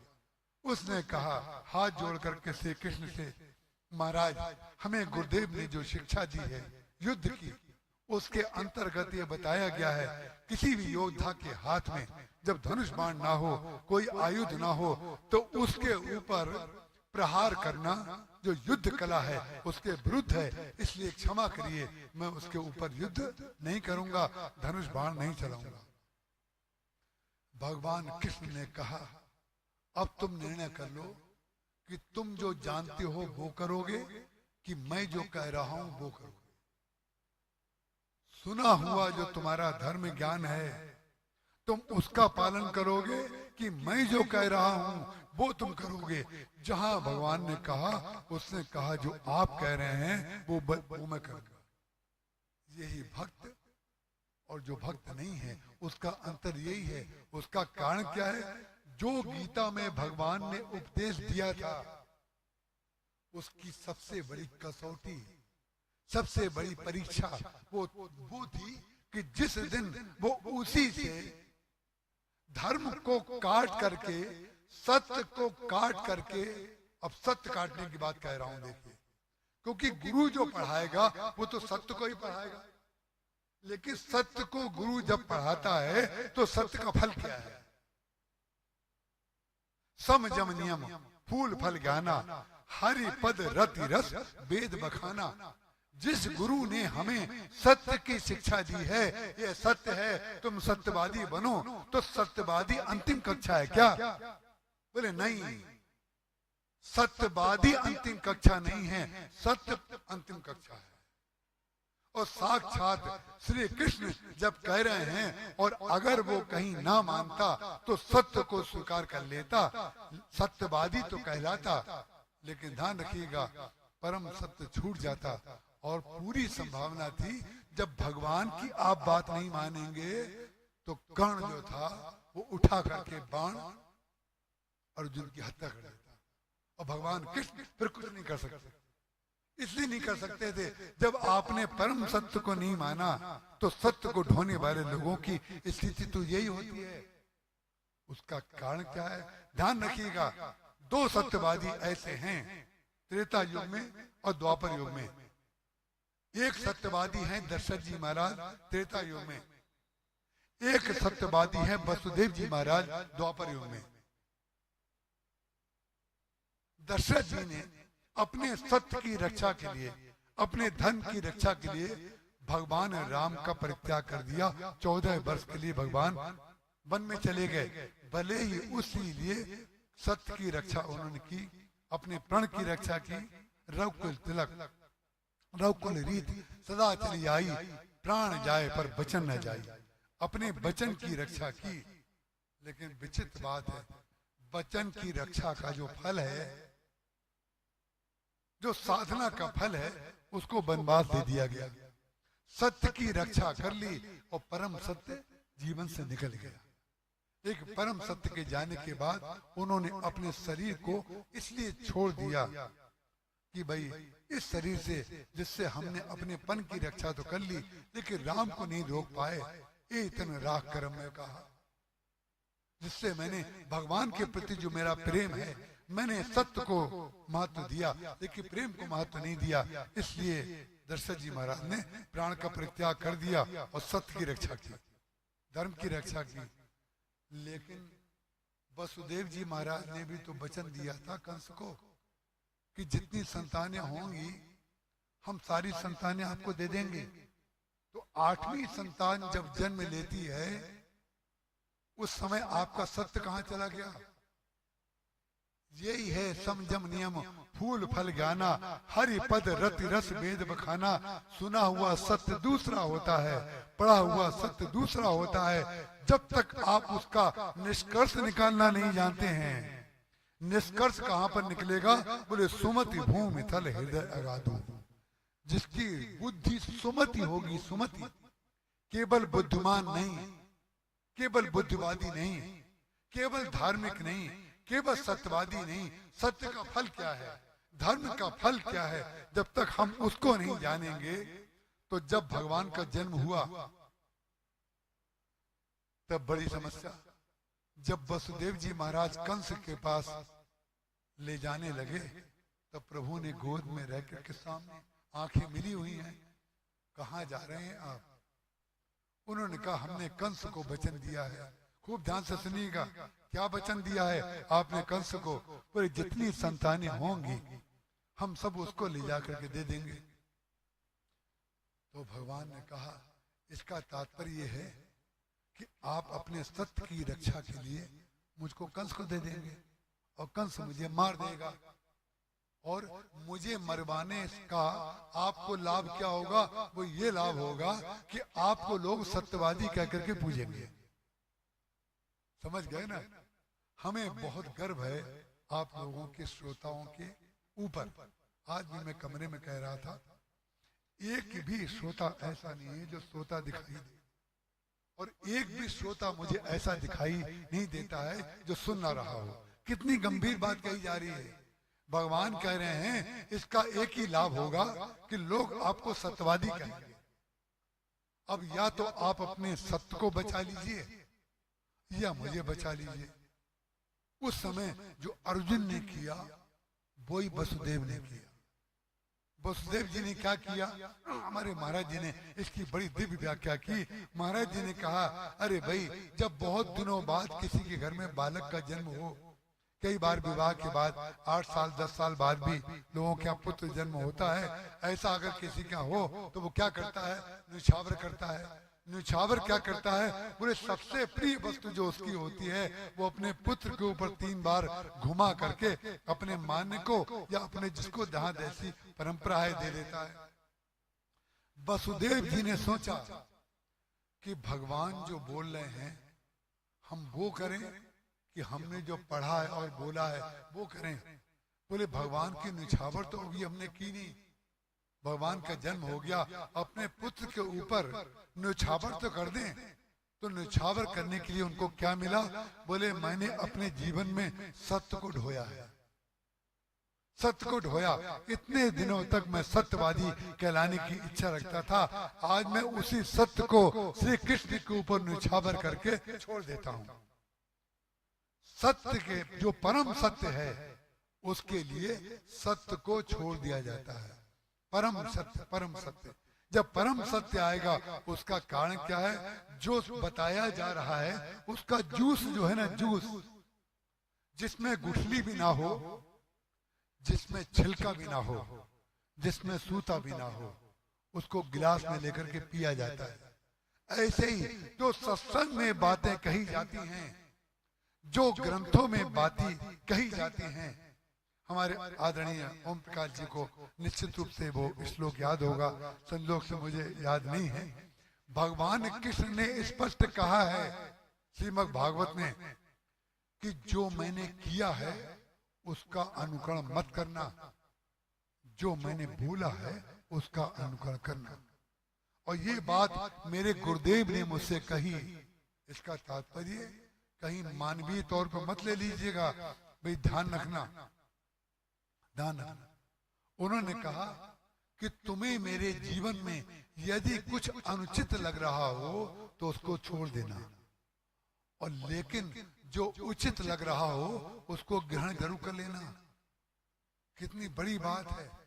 हम लोग करते क्या हैं कि अनुचित को देख करके अपने को श्रेष्ठ बनाने के लिए संसार की दृष्टि में ढंढोरा पीटते हैं और उचित को अपने जीवन में उतारते नहीं।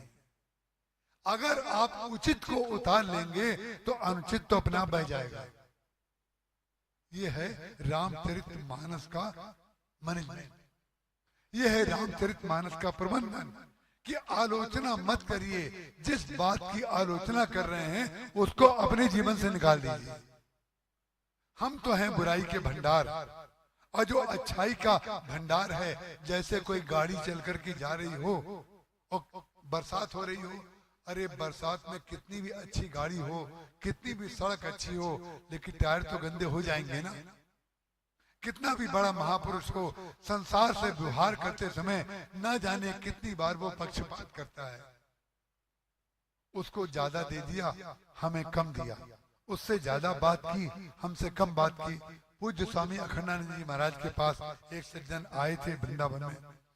उन्होंने कहा कहाँ से आए हैं? उन्होंने कहा मेरठ से आए हैं। अच्छा अच्छा बैठे। आने का कारण?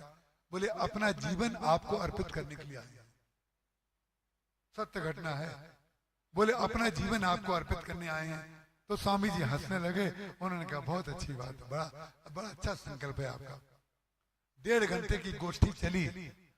स्वामी जी ने सबसे बातें की, लेकिन जो जीवन अर्पित करने आए थे उनसे एक भी बात नहीं की, उनकी ओर देखा भी नहीं। उनका अहंकार भड़क गया। 1.5 घंटे के बाद जब सभा पूरी हुई तो उन्होंने कहा आप भी कमाल करते हैं, कैसे सन्यासी हैं? बोले क्या हो गया, गलती हो गई कुछ? क्या गलती हो गई? बोले 1.5 घंटे तक आप लोगों से बात करते रहे, हमारी ओर तो आपने मुंह उठा करके नहीं देखा, हमसे कुछ पूछा भी नहीं आपने, हमारे बारे में कोई आपने परिचय भी नहीं दिया। बोले भाई जो 1.5 घंटे के लिए मिलने आए थे, हमने उनसे बातें की। जो जीवन अर्पित करने आया है उससे बाद में बातें करेंगे। उसका कारण क्या है? जो गोलगप्पे होते हैं ना, गोलगप्पे, वो थोड़ी देर के लिए कड़े रहते हैं, और जिनके बगैर उनका स्वाद पूरा नहीं होगा वो ही उनको तोड़ देते हैं। काहे से स्वाद पूरा नहीं होगा? जो पानी भरा जाता है ना, इसीलिए गोलगप्पे को कहीं कहीं पानी पूरी भी कहते हैं। आटे की छोटी पूरी, उसमें पानी भरा जाता है। पानी बगैर गोलगप्पे का मजा नहीं है कुछ। जिनने गोलगप्पा खाया उनको अच्छी तरह पता होगा। पानी भरते हैं, लेकिन विचित्र बात है, उस पानी को थोड़ी देर रोक दो तो अंदर नहीं जाएगा, फैल जाएगा, क्योंकि फट जाएगा। तो कुछ लोगों की श्रद्धा, कुछ लोगों का प्रेम अहम सूचक होता है। अपना पेट भरते हैं और अपने मुंह में डाल लेना चाहते हैं। सारा सम्मान हमको दो, दूसरों को मत दो। ध्यान रखिएगा, अपनी तुलना दूसरे से करना बंद कर दीजिए। आप चरम लक्ष्य को प्राप्त कर लेंगे। आप भगवान के पार्षद बन जाएंगे, भगवान के अंग बन जाएंगे। और जब तक दूसरों से अपनी तुलना करते रहेंगे तो 24 घंटे जो संपूर्ण प्रेम आपको देने को तैयार है, उससे प्रेम ना मिल करके आप तो दूसरे में दृष्टि जारी है। अर्जुन से भगवान ने कहा मार दो, जो वसुदेव जी ने किया। सत्य को उन्होंने न्यौछावर कर दिया। उसने अपने धर्म ज्ञान को, जो गुरुदेव से धर्म ज्ञान पढ़ा था, उसको उसने न्यौछावर कर दिया श्री कृष्ण के ऊपर, और कर्ण की मृत्यु हो गई। यही बात जो है, जो मैं आपसे भक्ति के स्वरूप में बार बार याद दिला करके कह रहा हूं। गुरु वशिष्ठ जी महाराज अपने मुख से कहते हैं, अपने मुख से, जोग कुजोग ज्ञान अज्ञानू। जिस व्यक्ति ने बहुत योग किया है, योग का तात्पर्य फिर वो वहीं पर आ गया, कहीं योगा को आप योग में समझ लीजिएगा। बोले जोग कुजोग, बोले जो बहुत बड़ा योगी है, हम उसको योगी तब कहेंगे जब उसके जीवन का लक्ष्य भगवान होंगे। बोले जोग कुजोग, कुजोग कब बन जाएगा? यदि वो भगवान विषयक नहीं है तो वो योग नहीं है, कुजोग हो जाएगा। जोग कुजोग ज्ञान अज्ञान। संसार के लोग जिसको बड़ा ज्ञानी कहते हैं, हम उसको अज्ञानी कह देंगे यदि वो अपने ज्ञान का विसर्जन, ज्ञान का अर्पण भगवान के चरणों में नहीं कर रहा है। जोग कुजोग ज्ञान अज्ञानू जान राम के पद्मों, भगवान के चरण कमलों में अगर उसके जीवन में प्रेम की प्रधानता नहीं है, अगर भगवान राम के चरणों में प्रेम की प्रधानता नहीं है, तो जोग कुजोग ज्ञान अज्ञान। वशिष्ठ जी महाराज स्वयं कह रहे हैं, और ये कौन से वशिष्ठ जी कह रहे हैं आपको पता है? भगवान के गुरु हैं। भगवान राम ने 2 गुरु बनाए। रामचरितमानस ऐसा प्रबंधन है, रामचरितमानस ऐसा प्रबंधन है जिसमें शिष्य तो गुरु से सीखता है, लेकिन गुरु भी शिष्य से सीखता है। इसकी सबसे बड़ी विशेषता यह है। और भगवान के दो गुरु, एक वैदिक गुरु, एक लौकिक गुरु। वैदिक गुरु हैं वशिष्ठ जी महाराज, और लौकिक गुरु हैं उनके सरजू नाम सुमंगल मूला, लोक वेद मुद मंजुल कूला। रामचरितमानस और भगवान का जो चरित्र है, जो उसकी गंगा है, उसके दो पक्ष हैं। कौन से पक्ष हैं? एक वेद पक्ष और एक लोक पक्ष। जैसे शास्त्रीय संगीत में भी होता है, शास्त्रीय संगीत में शास्त्रीय संगीत भी होता है और लौकिक संगीत भी होता है, जिसको लोकगीत कहा करते हैं। ऐसे ही रामचरितमानस में भी, भगवान के चरित्र में भी लोक और वेद को जो व्यक्ति दो को मिला करके नहीं चलेगा, वो एक तरफा हो जाएगा। वो हमेशा या तो शास्त्रीय संगीत की प्रशंसा करेगा, या लोकगीत की प्रशंसा करेगा, या वशिष्ठ जी की मान्यता मानेगा, या फिर विश्वामित्र जी की मान्यता मानेगा। और देखिए, केवल वशिष्ठ जी अगर हों तो भगवान राम को जनकपुर कौन ले जाएगा? भगवान राम का जो विवाह हुआ, भगवान राम 4 से जो 8 हुए, वो 8 कराने वाले जो हैं वो तो विश्वामित्र जी हैं। और भगवान राम जो सारे विश्व में विशिष्टा द्वैत के रूप में स्थित है, उनको एक करने का काम, विशिष्टा द्वैत को अद्वैत बनाने वाले कौन है? बोले बोध वशिष्ठ जी महाराज। बोले सब कुछ जानते हुए भी कि ये मेरे शिष्य हैं और ये भगवान हैं, साक्षात परब्रह्म परमात्मा हैं, ये जानते थे वशिष्ठ जी महाराज। लेकिन इसके पश्चात भी जब उनको उस समय ये रोल दिया गया है ब्रह्मा जी के द्वारा, ब्रह्मा जी के पुत्र हैं वशिष्ठ जी, जब उन्होंने कहा है, पहले तो ब्रह्मा जी ने कहा था कि तुम जो है मनुष्य शरीर धारण करके अयोध्या में दशरथ जी के पुरोहित बन जाओ। तो इन्होंने वशिष्ठ जी ने मना कर दिया था कि मैं पुरोहिताई नहीं करूंगा। तब ब्रह्मा जी ने कहा, पुरोहिताई के लिए क्यों मना कर रहे हो? बोले पुरोहिताई करने वाले लोग जो हैं जीवन भर पुरोहिताई का कार्य करते रहते हैं, लेकिन आत्म कल्याण के लिए मंत्रों का उच्चारण नहीं करते हैं। ये केवल एक मैं विभाजन के रूप में मात्र कह रहा हूँ। धन्य है वो पुरोहित जो आत्म कल्याण के लिए भी साधना करते हों। लेकिन उन्होंने कहा कि भाई मुझे पुरोहिताई नहीं करनी है, मना कर दिया। जब उन्होंने कहा जिस कुल में मैं जाने के लिए कह रहा हूँ वहां पर भगवान का अवतार हो चुका है, अब जाओगे कि नहीं? बोले अगर भगवान की प्राप्ति हो गई है तो हम अपनी पुरोहिताई का संकल्प जो है उसको छोड़ देंगे। हम बार बार अपनी कथा में कहा करते हैं कि कभी भी प्रतिज्ञा कुछ मत लीजिए, क्योंकि प्रतिज्ञा हम जिस समय करते हैं तो हम ये भूल जाते हैं कि प्रतिज्ञा का कोई अर्थ भी है कि नहीं। हम केवल जीवन भर प्रतिज्ञा में आरूढ़ हो जाते हैं, प्रतिज्ञा को लादे लादे ढोते रहते हैं और प्रतिज्ञा का जो लक्ष्य होता है उससे हट जाते हैं और हमारी स्थिति अहंकार में हो जाती है कि मैं ऐसा करके दिखाऊंगा। जहां आपने मैं स्वीकार किया, हमने मैं स्वीकार किया कि मैं ऐसा करके दिखाऊंगा, उस समय प्रतिज्ञा हो जाती है किनारे और मैं हो जाता है आगे। इसीलिए भगवान के जितने भक्त हैं वो प्रतिज्ञा को जरूर छोड़ते हैं और भगवान ने प्रतिज्ञा को छोड़ते हैं। भगवान ने सुग्रीव को मारने की प्रतिज्ञा की थी ना, भगवान ने प्रतिज्ञा छोड़ दी ना। भगवान ने समुद्र को सुखाने की प्रतिज्ञा की थी, भगवान ने प्रतिज्ञा छोड़ दी। जो प्रतिज्ञा छोड़ता है वो धर्म को जानता है, जो प्रतिज्ञा को पकड़े रहता है वो धर्म उससे छूट जाता है। इसीलिए हमें आवश्यक है कि हम प्रतिज्ञावादी इतने ना बन जाएं। वशिष्ठ जी ने कहा अगर भगवान हमें मिलने वाले हैं तो अपनी प्रतिज्ञा को हम किनारे रखते हैं, हम अयोध्या जाएंगे।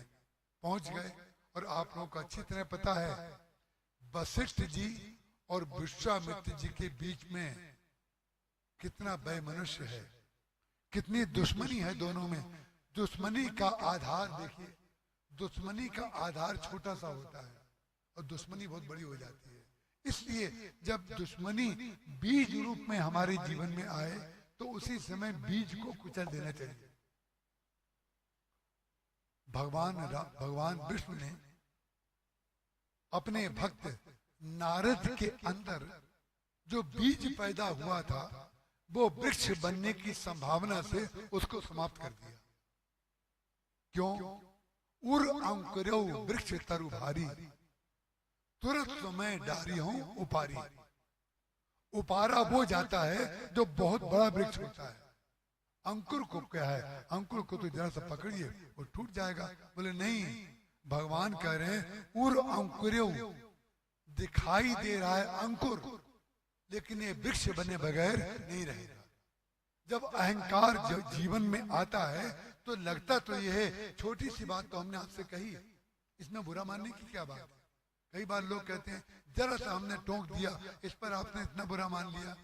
आपको लग रहा है छोटा, लेकिन जो छोटा होता है, जो लोग छोटी छोटी बात पर ध्यान नहीं देते, वो लोग बड़े बड़े संकटों में फंसते हैं। बड़े बड़े संकटों से अगर बचना है तो छोटी छोटी जो बातें कही जा रही हैं उसको सुनना शुरू कर दीजिए। और छोटी छोटी बात करने वाला कभी छोटा भी हो सकता है, कभी बड़ा भी हो सकता है। आपका बेटा भी हो सकता है, आपका पिता भी हो सकता है। आपको छोटी छोटी बात पर ध्यान देना चाहिए, क्योंकि उसके पीछे, छोटे अंकुर के पीछे बड़ा वृक्ष छिपा रहता है। भगवान ने कहा उर अंकुरे गर्भ तर भारी, तुरंत समय डारी हूं उपारी। उसी तरीके से जैसे वहां पर उपार दिया गया, इसी तरीके से जो यहाँ पर भी विश्वामित्र जी और वशिष्ठ जी के बीच में द्वेष हुआ था, उसमें कारण मालूम है क्या बना? वशिष्ठ जी की साधुता कारण बनी। एक सज्जन ने हमसे कहा आपकी सरलता का लोग बड़ा दुरुपयोग करते हैं। हम मानते हैं, आज हमें उनकी याद आ गई, हम मानते हैं, लेकिन ध्यान रखिएगा हमारी सरलता या उसकी लोग दुरुपयोग करें या जो करें, लेकिन हम चाहते हैं कि अब जीवन थोड़ा सा बचा है, उसमें सरलता को क्यों छोड़ें। जब इतने दिन तक चलाया है और हमने सरलता, हमारी प्रायोजित तो है नहीं कि हमने बुद्धि से स्वीकार किया हो जैसा ईश्वर ने बनाया है वैसे मैं हूँ, उसके लिए मैं क्या करूँ? भाई हमें जैसा बनाया है वैसे हम हैं, और आपको जैसा बनाया है वैसे आप हैं, और आप चाहें तो हमें देख के बदल जाइए तो आपका कल्याण हो जाए। वशिष्ठ जी महाराज कुटिया बना करके जंगल में रहते थे।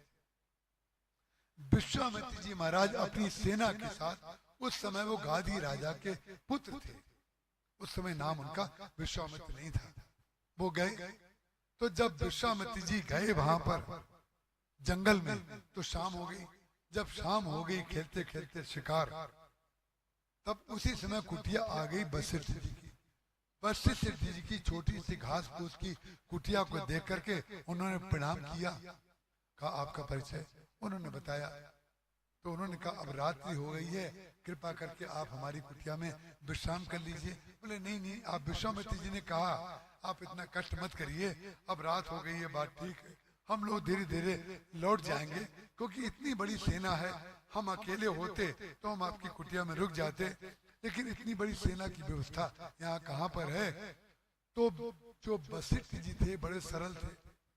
वशिष्ठ जी महाराज ने कहा चिंता मत करिए, हम आपकी सारी सेना की व्यवस्था कर देंगे। सारी की सेना की व्यवस्था कैसे कर देंगे? तब उन्होंने जो कर देंगे कहा, वो कहा ही नहीं, करके दिखा दी। उन्होंने जो कामधेनु की पुत्री नंदिनी है गाय, उसका आह्वान किया, जो उनके यहाँ बंधी हुई थी उसका आह्वान किया, उसको आदेश दिया कि विश्वामित्र राजा के लिए जो जो आवश्यकताएं रात्रि विश्राम के लिए राजर्षि आवश्यकताएं हैं, वो सारी की सारी जो हैं राजोचित सम्मान इनका होना चाहिए, सब व्यवस्था हो जाए। वास्तव में वैसी व्यवस्था हो गई। उसी समय पलक झपकते ही सारी व्यवस्था हो गई, जैसे करदम ऋषि ने सारे यान को बना दिया था, उसी तरीके से यहाँ हो गया। रात्रि भर सोए विश्वामित्र जी, सारी सेना ने आनंद किया, भोजन किया, विश्राम किया, स्नान प्रातः काल किया। उसके बाद जब चलने लगे तो चलते समय एक क्षण के लिए विकृति आ गई, वही उर अंकुरो गर्भ तरु भारी। उस समय अगर उनके अंदर भक्ति के संस्कार होते, राजा के संस्कार ना होते, तब वो वाला प्रश्न नहीं करते जो उन्होंने किया। उन्होंने पूछा, आपने बड़ा सुंदर सम्मान हमारा किया, कृपा करके ये बताइए ये आपने कहां से किया? तब बेचारे सरल थे, उन्होंने बता दिया हमारे पास नंदिनी गाय है, उससे हमने आदेश दिया। तब बस जो राजा जी थे उनका जो राजा बनने का रक्त था उनका, वो जाग गया। उन्होंने कहा आपको जितनी साधना के लिए जमीन चाहिए, जितने विद्यार्थी चाहिए, जितना धन चाहिए, जितना सोना चाहिए, वो सब हम आपको दे देते हैं, नंदिनी गाय को मैं ले जाऊंगा। उन्होंने कहा आप अपना सोना और जो जो देना चाहते हैं उसको आप अपने साथ ले जाइए, नंदिनी आपके साथ नहीं जाएगी। बस इतने ही कहा। इतने में युद्ध शुरू हो गया। उन्होंने कहा मैं तो ले जाके दिखाऊंगा, उन्होंने कहा मैं जाने नहीं दूंगा। इतने में इतना युद्ध हुआ कि अंत में जाकर के युद्ध में जो वशिष्ठ जी का ब्रह्मदंड है उसके सामने विश्वामित्र का कोई बाण नहीं चला। वशिष्ठ जी महाराज का बाल बांका नहीं हुआ, उनके अहंकार को चोट लग गई।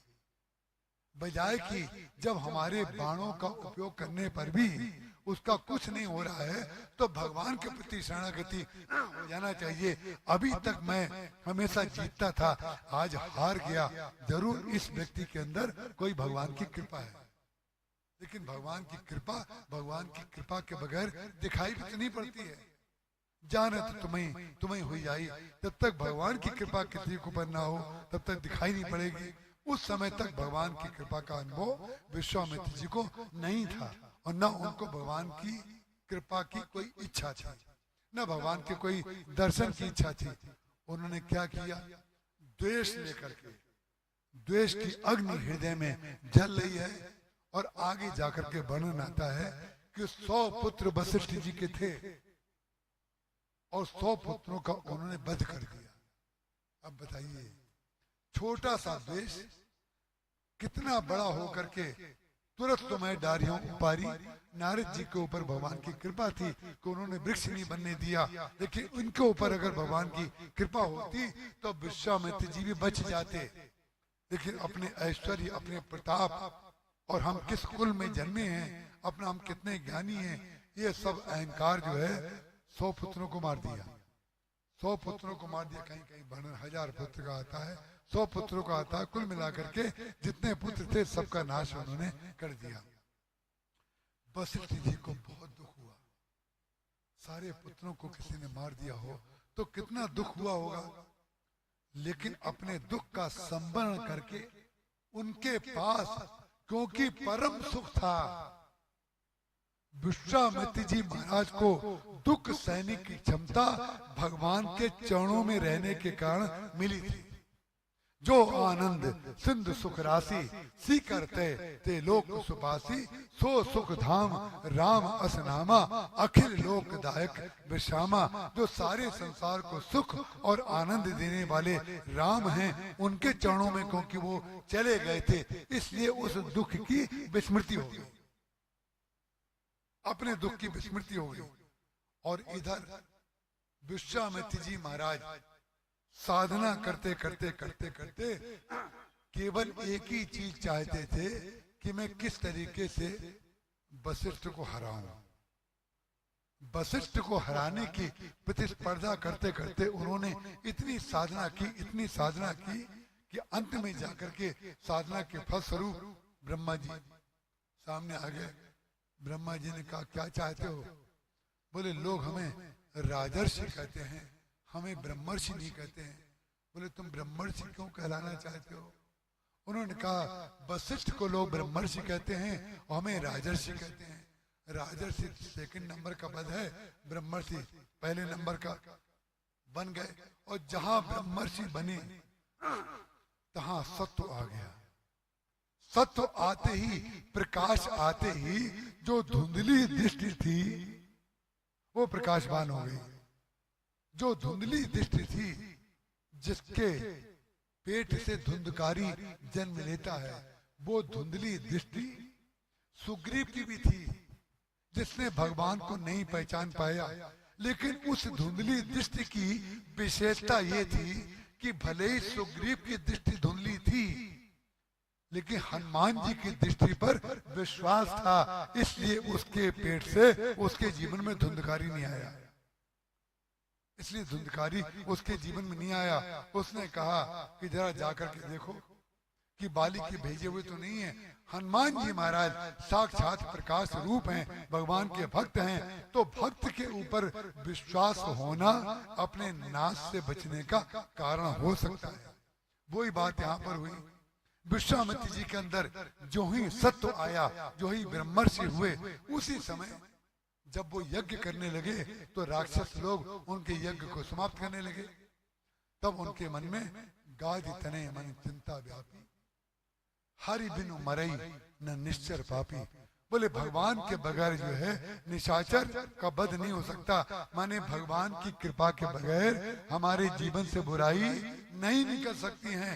भगवान के चरणों को पकड़ लो, सारी बुराई निकल जाएंगी। अत्यंत संक्षेप को कह करके इसका विस्तार तो घंटों किया जा सकता है। 2-4 वाक्यों में ही मैं आपको, क्योंकि आप पुराने श्रोता हैं, आप सेकंडों में समझ जाएंगे। विश्वामित्र जी महाराज ने साधना की और ध्यान में देखा कि कैसे निशाचर मरेंगे।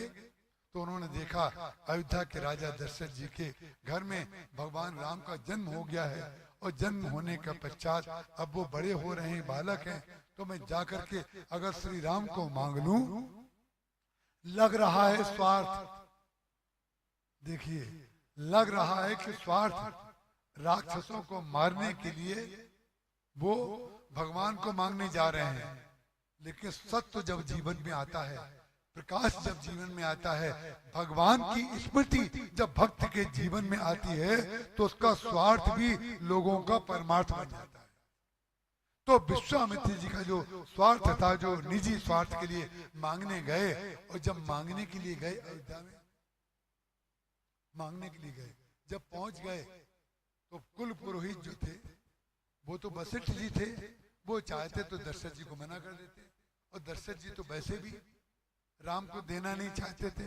लेकिन विचित्र बात है, उनको तो और अच्छा मौका मिल जाता कि जो वशिष्ठ जी महाराज चाह रहे हैं वो तो चाह नहीं रहे हम राम को दें।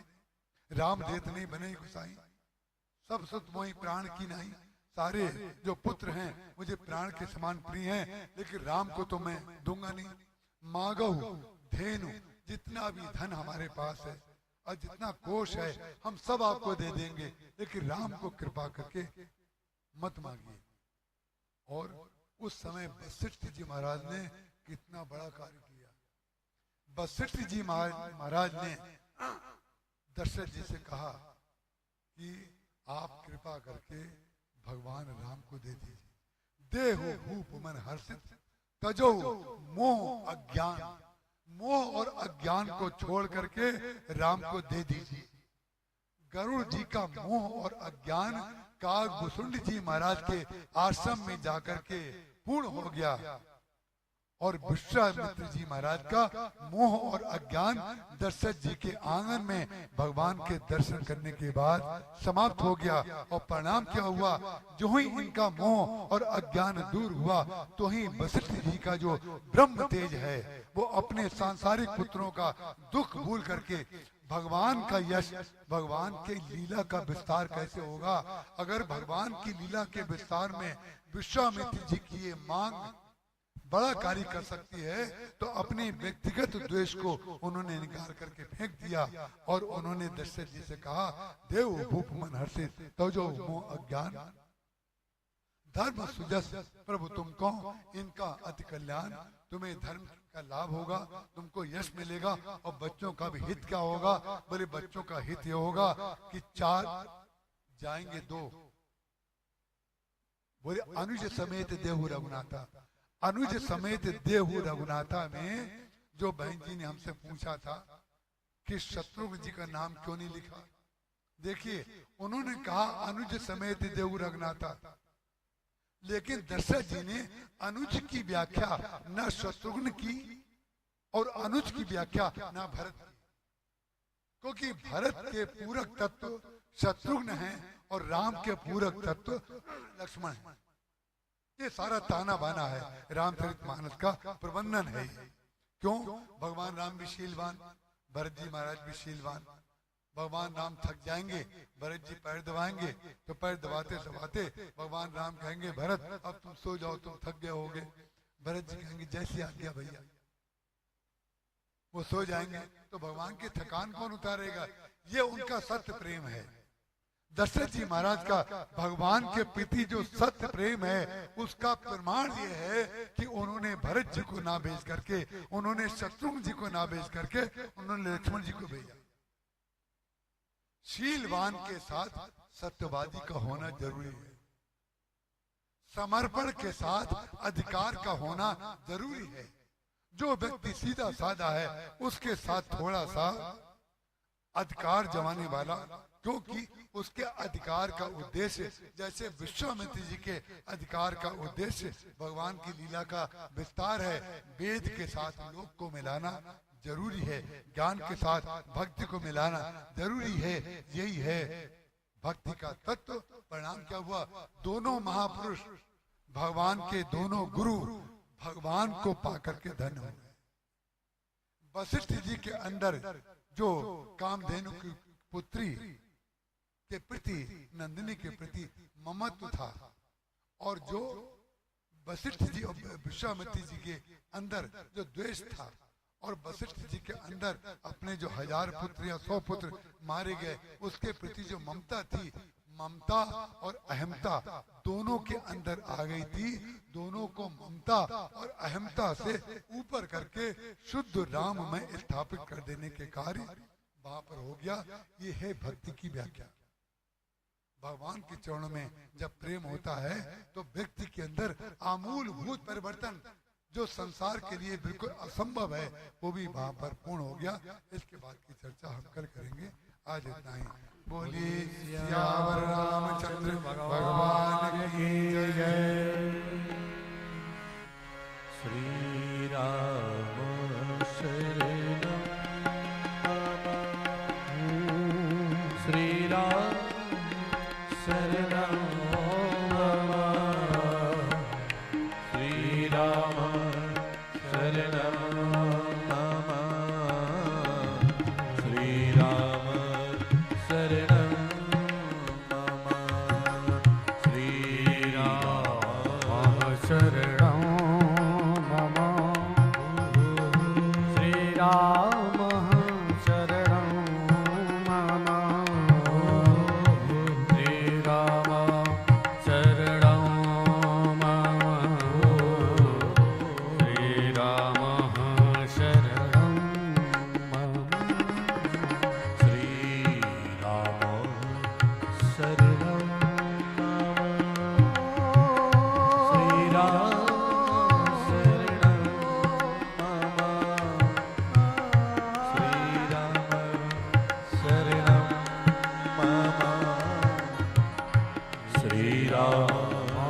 शरणं मम, श्रीराम शरणं मम, श्रीराम शरणं